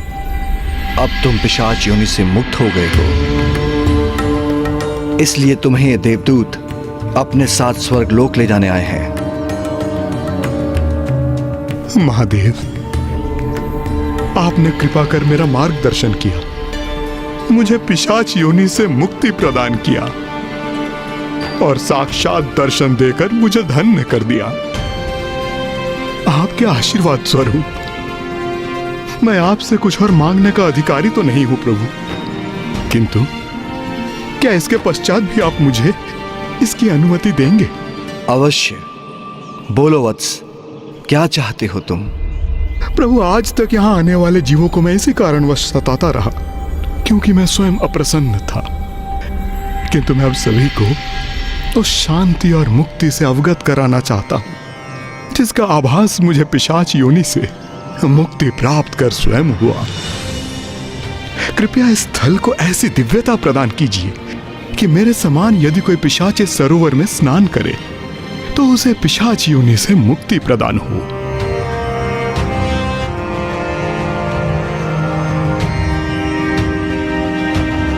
तथास्तु, तथास्तु, तथास्तु। आज से ये तीर्थ स्थल पिशाच मोचन के नाम से विख्यात होगा और जो भी पिशाच यहाँ स्नान करेंगे मैं विश्वनाथ मंदिर में स्थित रहकर उन्हें वहीं से आशीष दूंगा और मेरी कृपा से तुम्हारे समान उन्हें भी मुक्ति प्राप्त होगी। प्रणाम प्रभु।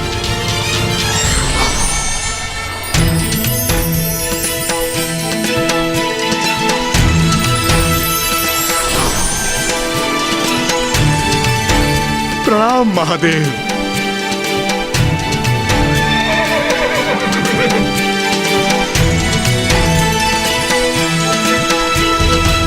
यदि आप दोनों इस पिशाच को विमलोदक सरोवर ले जाएं, तो पिशाच मोचन तीर्थ पर इसकी मुक्ति संभव है।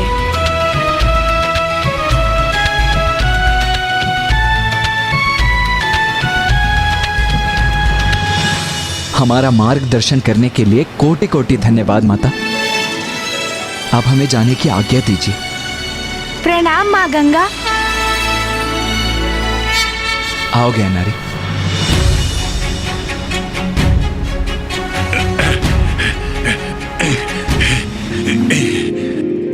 अब उचित है। हाँ, मुझे आवाज हो रहा है। हाँ, सफलता निकट है, क्योंकि उस स्थल का नाम पिशाच मोचन सर्वथा उपयुक्त है। अब मुझे इस पिशाच योनि से मुक्ति अवश्य प्राप्त होगी। देवी पार्वती, मुझे क्षमा कीजिएगा। मैंने आपके दोनों पुत्रों को विमलोदक सरोवर अर्थात पिशाच मोचन घाट की ओर भेजा है, ये ज्ञात होते हुए कि काशी में बिना महादेव द्वारा भस्म प्राप्त किए किसी भी पिशाच की मुक्ति संभव नहीं। किंतु देवी, ये मुझे करना पड़ा, क्योंकि पिशाच मोचन घाट जाते समय आपके पुत्र उस मार्ग से होकर जाएंगे जहां आपका मंदिर स्थित है, और मुझे विश्वास है कि आप अवश्य उनकी सहायता करेंगी। इसके साथ ही आपके दोनों पुत्र आपकी अवस्था से भी अवगत हो जाएंगे देवी, जो कदाचित महादेव को पुनः काशी लौटाने का कोई नवीन मार्ग प्रशस्त करेगा। माँ गंगा की कथा के अनुसार पिशाच मोचन सरोवर में ज्ञानारी जी को मुक्ति अवश्य मिल जाएगी, किंतु मुझे आभास हो रहा है कि ये इतना सरल भी नहीं होगा जितना प्रतीत हो रहा है।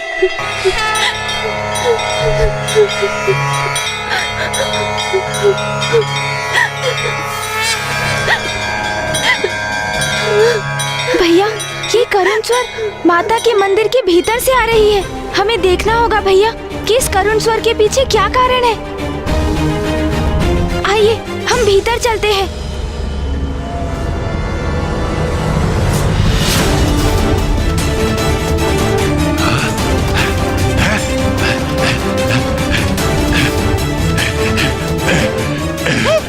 ये तो अनर्थ होने जा रहा है। कहाँ जा रहे हो? मुझे पहले मुक्ति दिलाओ, मुझे विचलित मत करो। रुक जाओ। तुम्हें इस मंदिर के ड्योढ़े को लांघने की अनुमति नहीं दे सकता मैं, क्योंकि तुम एक पिशाच हो। हाँ पिताश्री, मूषक जी सर्वथा उचित ही कह रहे हैं, और मैं भी सूतक अवधि में हूँ, इसीलिए हमें बाहर ही प्रतीक्षा करनी चाहिए।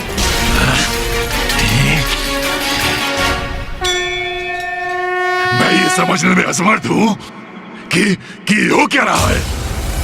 हम यहाँ मेरी मुक्ति के लिए आए हैं, अथवा हमारे यहाँ आने का कारण कुछ और ही है। पिताश्री, कदाचित आपकी मुक्ति किसी और बड़े उद्देश्य की पूर्ति का साधन है। कदाचित प्रभु की कोई महान लीला प्रकट होने वाली है पिताश्री। ये काशी है, महादेव की प्रिय नगरी, संपूर्ण दिव्यता की केंद्र स्थली, और ये तो हमारा सौभाग्य है कि हम इस महान नगरी काशी में महादेव के प्रिय स्थल पर उनके दिव्य लीला के मध्य में है।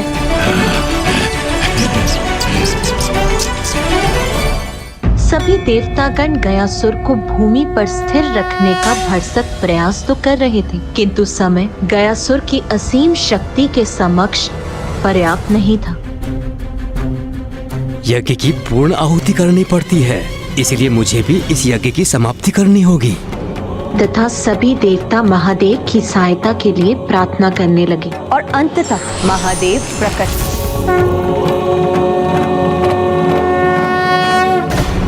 गयासुर नारायण का परम भक्त है, इसलिए इतना बल उसमें नारायण की परम भक्ति से ही उत्पन्न हो रहा है। इसलिए आपकी समस्या का समाधान तो नारायण ही कर सकते हैं। इसलिए आप सभी नारायण का ही आह्वान कीजिए।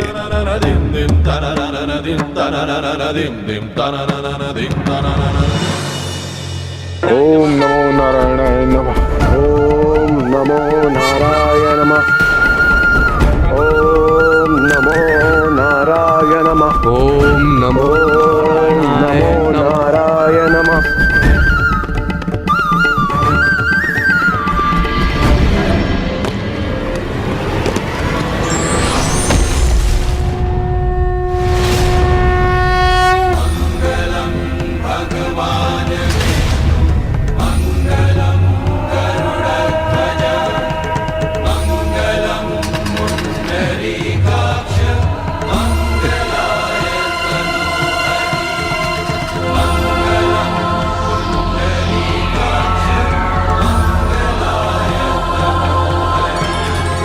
हे प्रभु, मैं तो आपके चरणों के तले स्थान पाकर धन्य हो गया प्रभु। प्रभु, यदि आपकी आज्ञा हो तो मैं पूरा जीवन अचल आपके चरणों के नीचे स्थित रहूं। मैं तुम्हें आदेश देता हूं गयासुर कि तुम धरती में समा जाओ, ताकि कोई भी अपने पापों का प्रायश्चित किए बिना मात्र तुम्हारे निकट आकर मोक्ष न प्राप्त कर सके। प्रभु, मैं आपके आदेश का पालन अवश्य करूंगा।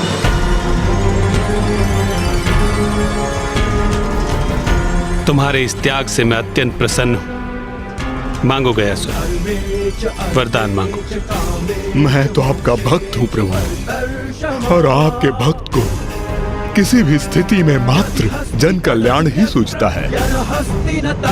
इसीलिए आप मुझे ये वरदान दीजिए कि आप मेरे हृदय में सदैव जब तक सृष्टि रहेगी श्री विग्रह रूप में स्थित रहेंगे प्रभु।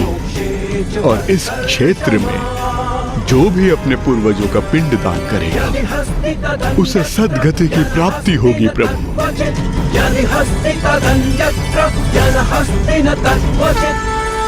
तथास्तु, तथास्तु, तथास्तु। गयासुर, मैं तुम्हें वरदान देता हूं कि भूमि में समाने के पश्चात तुम्हारे शरीर के ऊपर की भूमि को पवित्र गया भूमि कहकर पुकारा जाएगा, और जो कोई भी अपने पूर्वजों का पिंडदान इस भूमि पर करेगा उसके पितरों को सद्गति प्राप्त होगी। और जिस दिवस इस पावन भूमि पर पिंडदान होना बंद हो गया, उस दिवस तुम्हें धरती के ऊपर आने की अनुमति होगी। मुझे मनोवांछित फल देने के लिए धन्यवाद प्रभु। अब कृपा कर आपके आदेश का पालन करने में मेरी सहायता कीजिए प्रभु।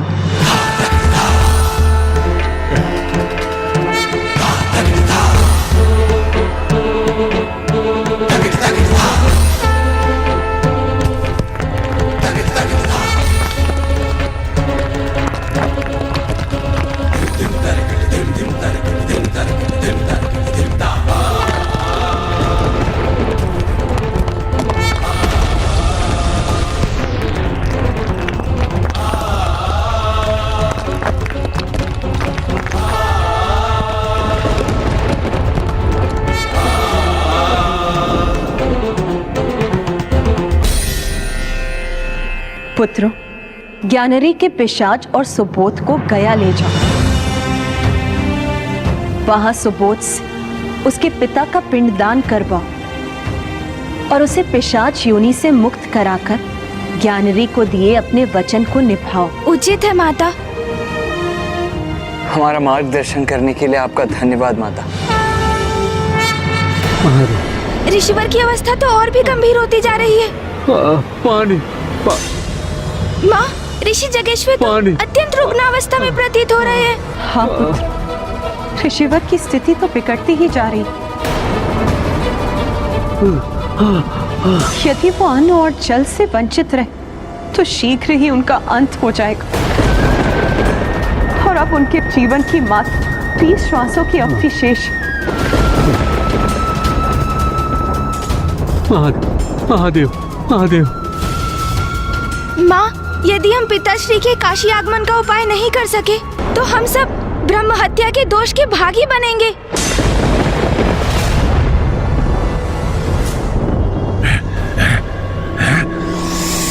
सर्वप्रथम गणेश जी कुमार कार्तिकेय मंदिर के भीतर गए, फिर अचानक बाहर आए और तीव्र गति से कहीं और चले गए, फिर लौट कर आए और मंदिर के भीतर चले गए। और अभी भी मंदिर के भीतर ही है।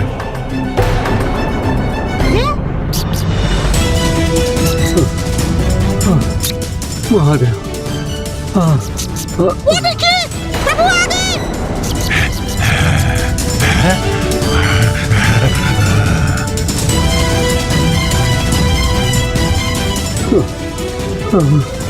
महादेव, महादेव।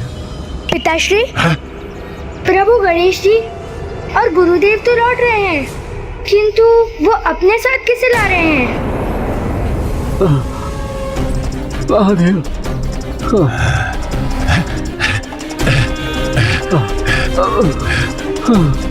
महादेव, महादेव। ओम नमः शिवाय, ओम नमः शिवाय, ओम नमः शिवाय, ओम नमः शिवाय, ओम नमः शिवाय।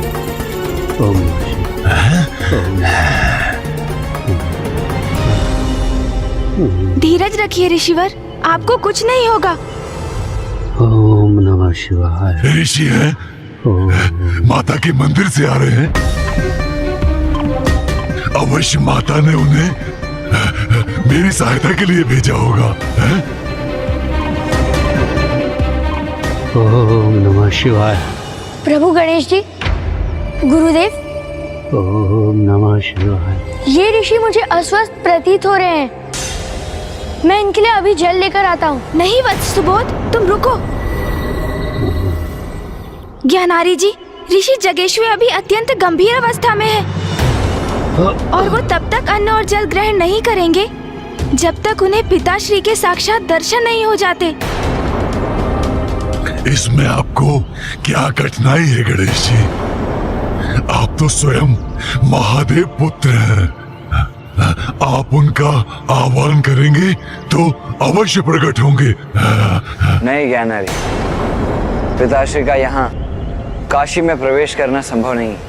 हमें कैलाश जाकर किसी उपाय से पिताश्री को ऋषि जैगेश्वर के लिए यहाँ आने के लिए सहमत करना होगा, क्योंकि ऋषिवर के जीवन की रक्षा का बस यही एकमात्र उपाय है। तो फिर मेरी मुक्ति का क्या होगा? माँ ने स्पष्ट किया है, तुम्हारी मुक्ति के लिए हमें गया जाना होगा। आपने इतने समय बड़े धैर्य का परिचय दिया है ज्ञानारी जी, किंतु थोड़ी और प्रतीक्षा कीजिए। हम आपको गया अवश्य ले जाएंगे, किंतु उसके पूर्व हमें ऋषिवर की अवस्था को सुधारने का उपाय करना होगा। समझ गया, सब समझ गया मैं। पहले मुझे कहा गया काशी चलो, फिर कहा गया गंगा में स्नान करो, फिर पिशाच मोचन तीर्थ करो, फिर माता के मंदिर चलो और फिर अब गया चलो। यहाँ चलो, वहाँ चलो, ये करो, वो करो, और अब आप दोनों ने इस ऋषि की अवस्था का दायित्व उठा लिया। इनके प्राण जाने को है तो महादेव के दर्शन होना चाहिए, तो इनके प्राणों की रक्षा होगी। मैं तो पूर्व से ही मृत हूँ और एक मृत पिशाच की समस्या इस जीवित ऋषि के कष्ट से कम महत्वपूर्ण है। मेरी समस्या से ऊपर मैं किसी की समस्या को स्वीकार नहीं करूंगा।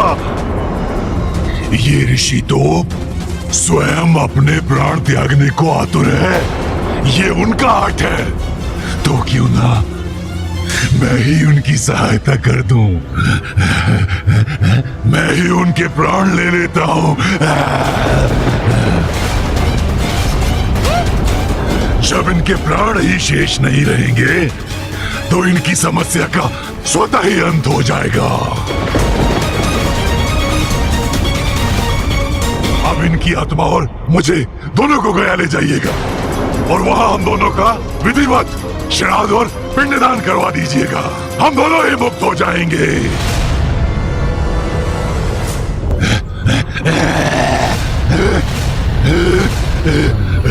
रुकिए ज्ञानारी जी। नहीं, मात्र यही मार्ग शेष है और कोई अन्य उपाय नहीं हो सकता। जब तक इसे दंड नहीं दूंगा, ये पिशाच रुकने वाला नहीं है। भैया रुक जाइए। जब तक जीवित थे आप निरंतर पाप करते रहे और अब मृत्युपरांत भी आप पाप कर रहे हैं। हत्या करने जा रहे हैं, वो भी एक तपस्वी ऋषि की। महादेव के परम भक्त की हत्या करेंगे आप? ज्ञात भी है आपको, यदि आपने ऋषि जगश्वे का स्पर्श भी किया तो महादेव के कोप के भागी बनेंगे आप। उनकी क्रोधाग्नि भस्म कर देगी आपको।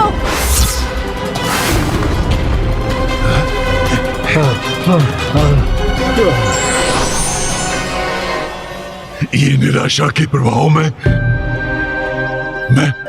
मैं क्रोध के आवेग में बह गया, किंतु मुझे जो चाहिए उसके लिए मुझे कितनी और प्रतीक्षा करनी होगी? ज्ञानारी जी, आपको अपने लक्ष्य की प्राप्ति में विलंब हो रहा है। इसका अर्थ ये तो नहीं कि आप किसी अन्य के प्रति हिंसक हो जाएंगे। एक दुर्बल अस्वस्थ ऋषि पर आक्रमण कर बैठेंगे। गणेश जी,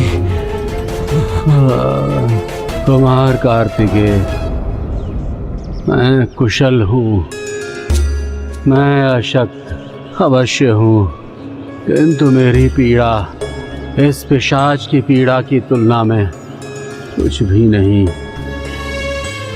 आप मेरी चिंता मत कीजिए, मेरी तो भक्ति में ही शक्ति है।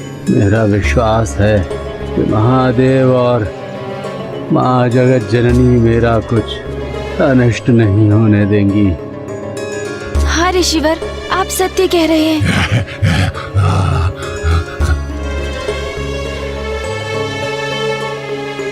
मूषक जी, प्रभु, आप यहीं रुकिए, ऋषिवर के निकट। कैसी आपकी आज्ञा प्रभु? हमें सर्वप्रथम अपना वचन निभाने गया जाना होगा।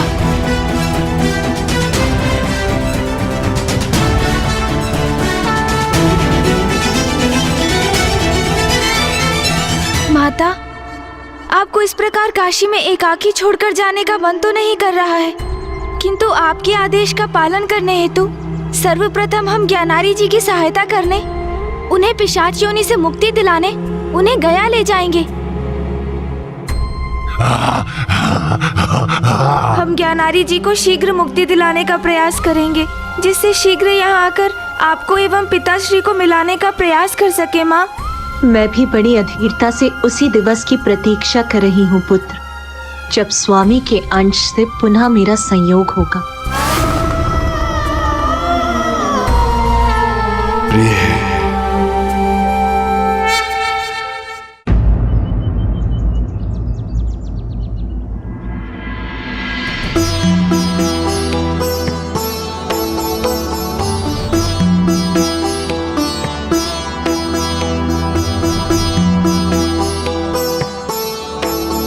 यहाँ मेरे समान मुझे अतृप्त आत्माएं दिखाई दे रही हैं, अर्थात ये वही स्थान है जहाँ मुझे मुक्ति प्राप्त होगी। माता का सुझाव सर्वथा उचित था। हाँ।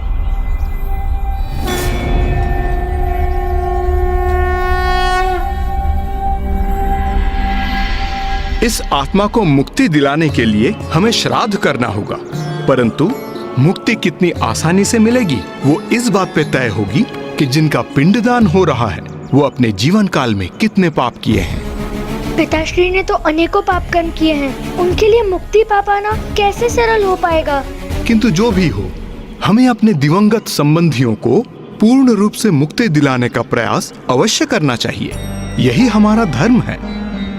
पितृलोक वो लोक है जहां हमारे पूर्वजों की आत्माओं का वास होता है। चंद्रलोक स्वर्गलोक से भी उच्च स्थान पितृलोक का होता है। यदि किसी का उचित प्रकार से श्राद्ध कर्म ना किया गया हो तो मृतक की आत्मा भटकती रहती है। उसे शांति केवल उचित प्रकार से किए श्राद्ध कर्म से ही मिल सकती है। अर्थात क्या यहाँ मेरे पिता का श्राद्ध कर देने से उनकी आत्मा को सद्गति प्राप्त होगी? निस्संदेह। किंतु ब्राह्मण देवता, ये श्राद्ध कर्म होता क्या है? इस श्राद्ध का फल तुम्हारे पूर्वजों को मिलेगा। इसी से उन्हें शीघ्र मुक्ति पाने में सहायता मिलती है। इसमें 3 विधियां होती हैं: जलदान, पिंडदान और ब्राह्मण भोजन। जलदान के द्वारा उस आत्मा को जल प्रदान होता है, पिंडदान के द्वारा तृप्ति होती है और ब्राह्मण भोजन के द्वारा शेष पूर्ति होती है।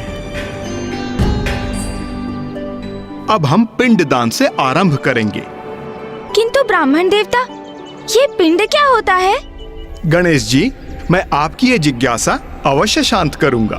किसी भी गोलाकार वस्तु को पिंड कहते हैं। जथा पिंडे तथा ब्रह्मांडे, ये पूरा ब्रह्मांड ही 5 तत्वों जल, अग्नि, तेज, वायु और पवन से बना हुआ है। उन्हीं 5 तत्वों से अपना शरीर भी बना हुआ है। इसलिए पिंड ब्रह्मांड का प्रतीक है और ब्रह्मांड पिंड का।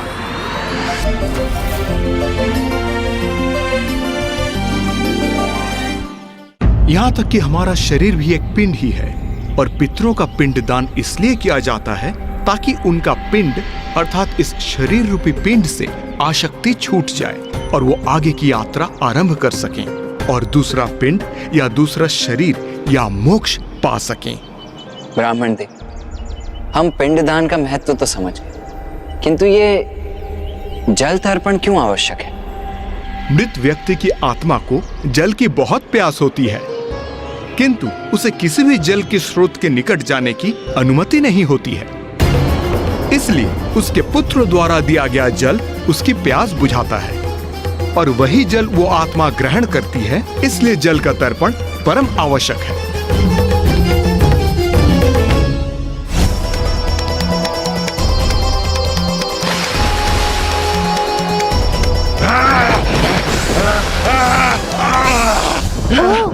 तो इसलिए माता गंगा ने ज्ञानारी जी के पिशाच को अपने जल में प्रवेश करने की अनुमति नहीं दी।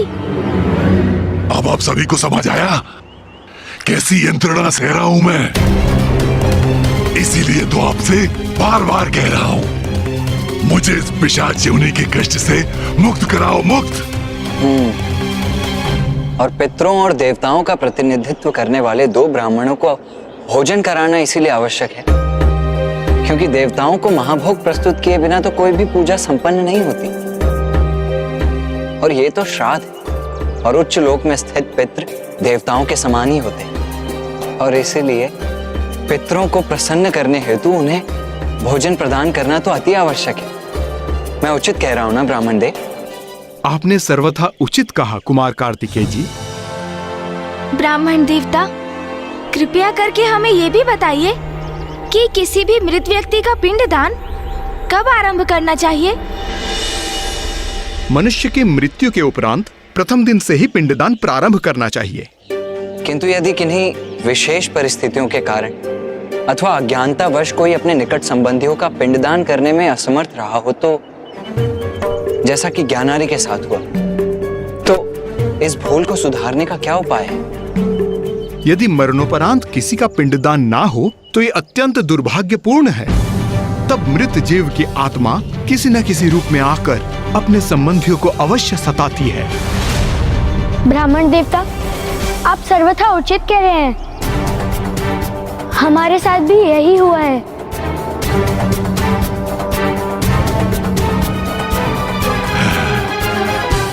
किंतु समस्या का निवारण भी संभव है।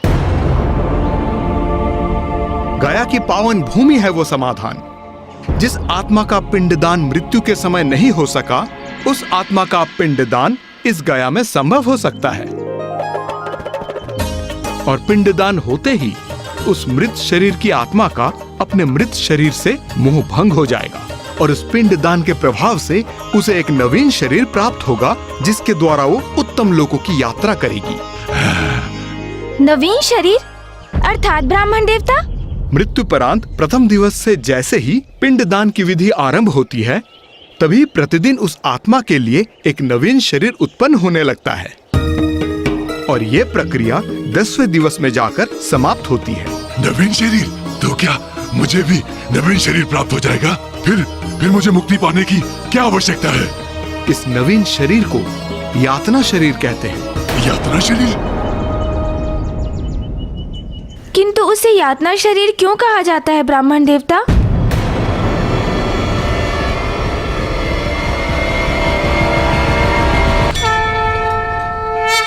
अब हम विधिवत पिंडदान की प्रक्रिया आरंभ करेंगे और आप स्वयं इस पिशाच के नवीन शरीर ग्रहण करने के प्रत्यक्षदर्शी बनेंगे। सबसे पहले जनेऊ को अपने दाहिने कंधे पर ले आइए, जिसको आप सभ्य बोलते हैं। हाँ, प्रथम पिंडदान लीजिए। पहले हाथ में जल रखिए, तिल रखिए और पिंड रखिए। सामने अर्पण कर दीजिए।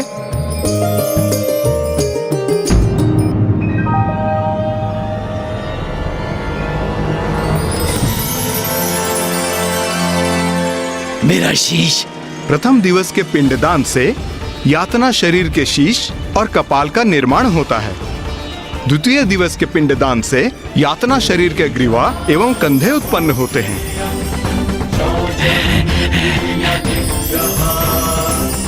तृतीय दिवस के पिंडदान से उनके हृदय की रचना होती है।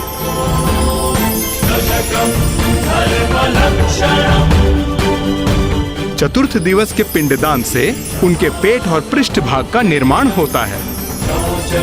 पंचम दिवस के श्राद्ध से नाभि का निर्माण होता है। छठम दिवस के पिंडदान से कटी प्रदेश का निर्माण होता है।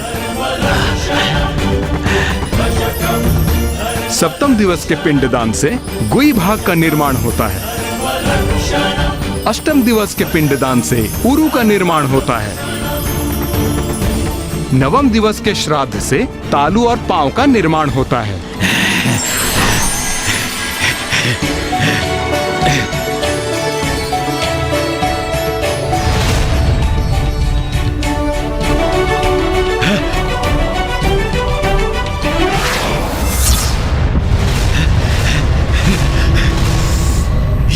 ये नवीन शरीर तो मुझे स्वीकार ही नहीं कर रहा है। शरीर ना सरलता से आत्मा को छोड़ता है, ना ही स्वीकारता है। इसके लिए तो आत्मा को बार बार प्रयास करते रहना होगा।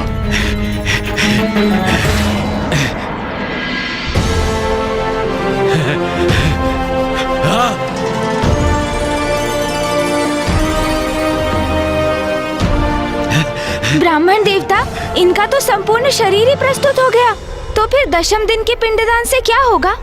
उससे जो भी हो, तुम तो शीघ्र मेरा पिंडदान कर डालो पुत्र, क्योंकि अभी तक जो भी हुआ उससे बहुत प्रसन्न हूं मैं, क्योंकि मैं पुनः पूर्ववत हो गया हूं।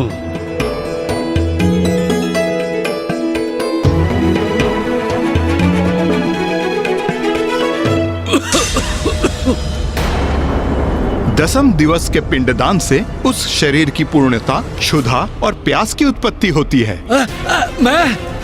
मैं भूखा हूँ। मैं प्यासा हूँ। मुझे भोजन चाहिए। मुझे जल दो। मेरा कंठ प्यास से झुलस रहा है। मृत व्यक्ति की आत्मा को जल की बहुत प्यास होती है। पिताश्री, चिंता की कोई बात नहीं वत्स सुबोध। 10वें दिवस के पश्चात 11वें और 12वें दिवस पिशाच भोजन ग्रहण करता है और वो भोजन आपके द्वारा दिया जाने वाला पिंड है, इसलिए आप पिंडदान कीजिए।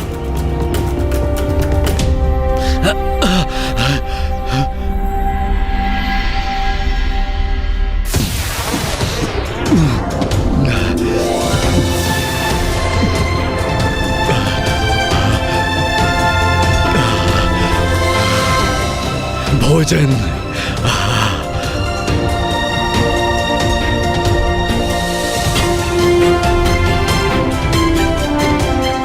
प्यास।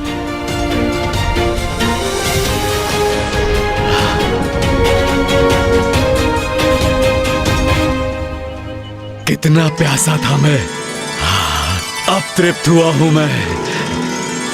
वत्स सुबोध, अब आपको साहस का परिचय देना होगा। ये ब्राह्मण मेरे पुत्र को साहस रखने के लिए क्यों कह रहा है? आप ऐसा क्यों कह रहे हैं ब्राह्मण देवता? ऐसा क्या होने जा रहा है अब? वत्स सुबोध, अपने पिता को आप अंतिम बार देखने जा रहे हैं और इसके उपरांत उसकी यातना की उच्च लोकों की यात्रा प्रारंभ होगी, जो तुम्हारे पिता के लिए अत्यंत कठिन अनुभव होगा और जिसका साक्षी बनना आपको भी कष्टदायक होगा।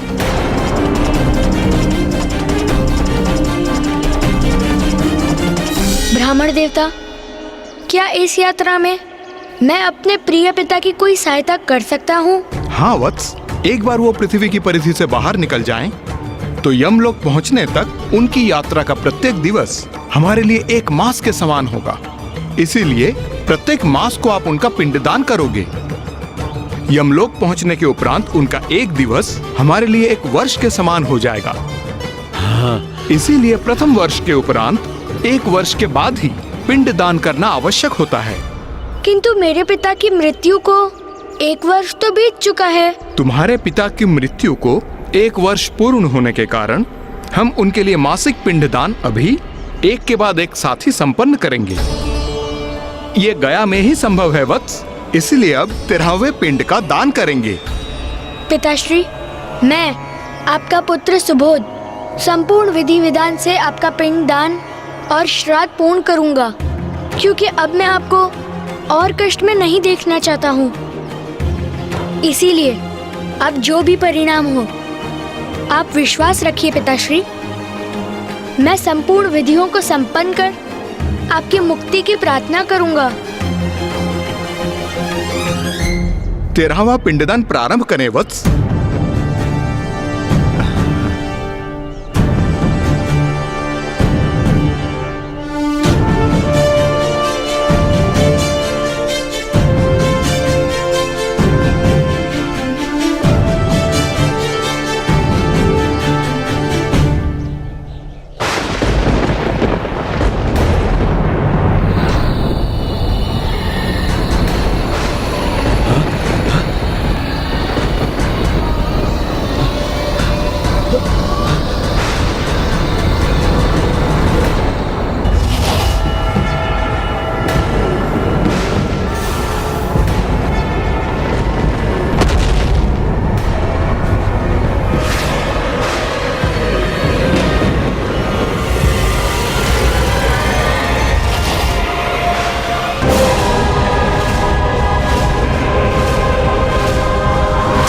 तेरहवें पिंडदान के साथ आत्मा को यमदूत बंदी बनाकर ले जाने के लिए आते हैं।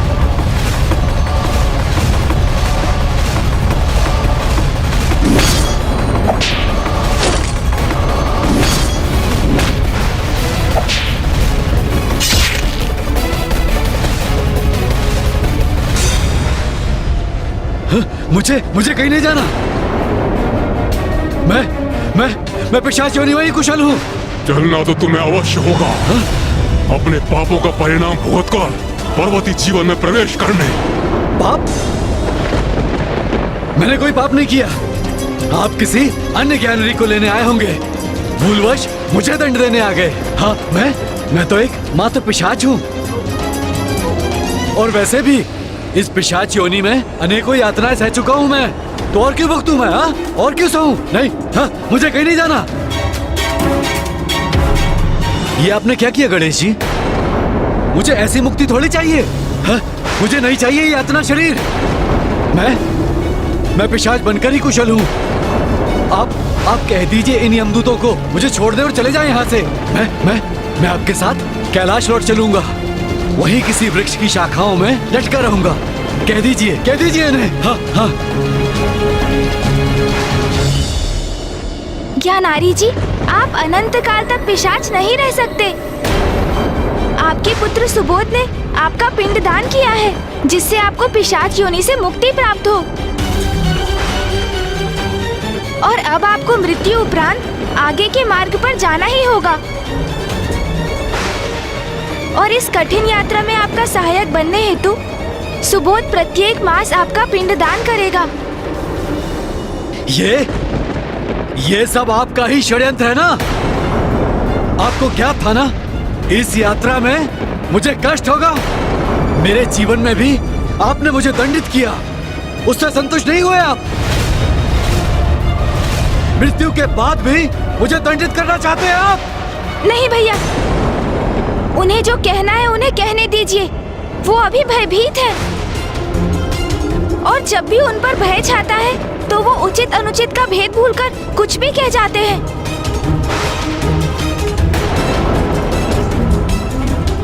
ज्ञानारी, मेरे अनुज गणेश ने मुझे शांत होने के लिए कहा है, किंतु फिर भी मैं ये बात अवश्य कहूंगा। तुम बड़े ही कृतज्ञ हो। पूर्व में तुम हमें ये कहकर सताते रहे कि तुम्हें मुक्ति प्राप्त नहीं हुई है, मुझे मुक्ति दिलवा। और अब जब हम तुम्हें मुक्ति दिलवाने के लिए तुम्हारा पिंडदान करवाने यहां लेकर आए तो तुम कह रहे हो कि तुम्हें मुक्ति नहीं चाहिए और अपने कष्टों का दोष हम पर मढ़ रहे हो। अरे ऐसी कष्टप्रद मुक्ति किसे चाहिए?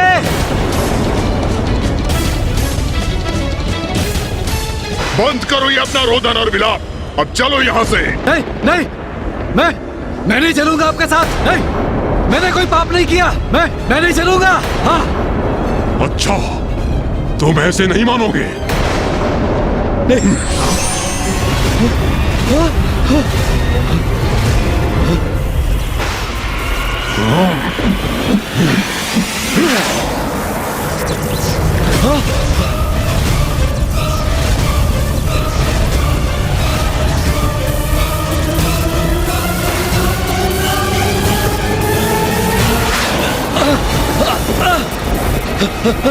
नहीं पुत्र सुबोध, पूजा के स्थान से उठने पर पूजा अधूरी मानी जाती है, इसीलिए तुम्हें ही नहीं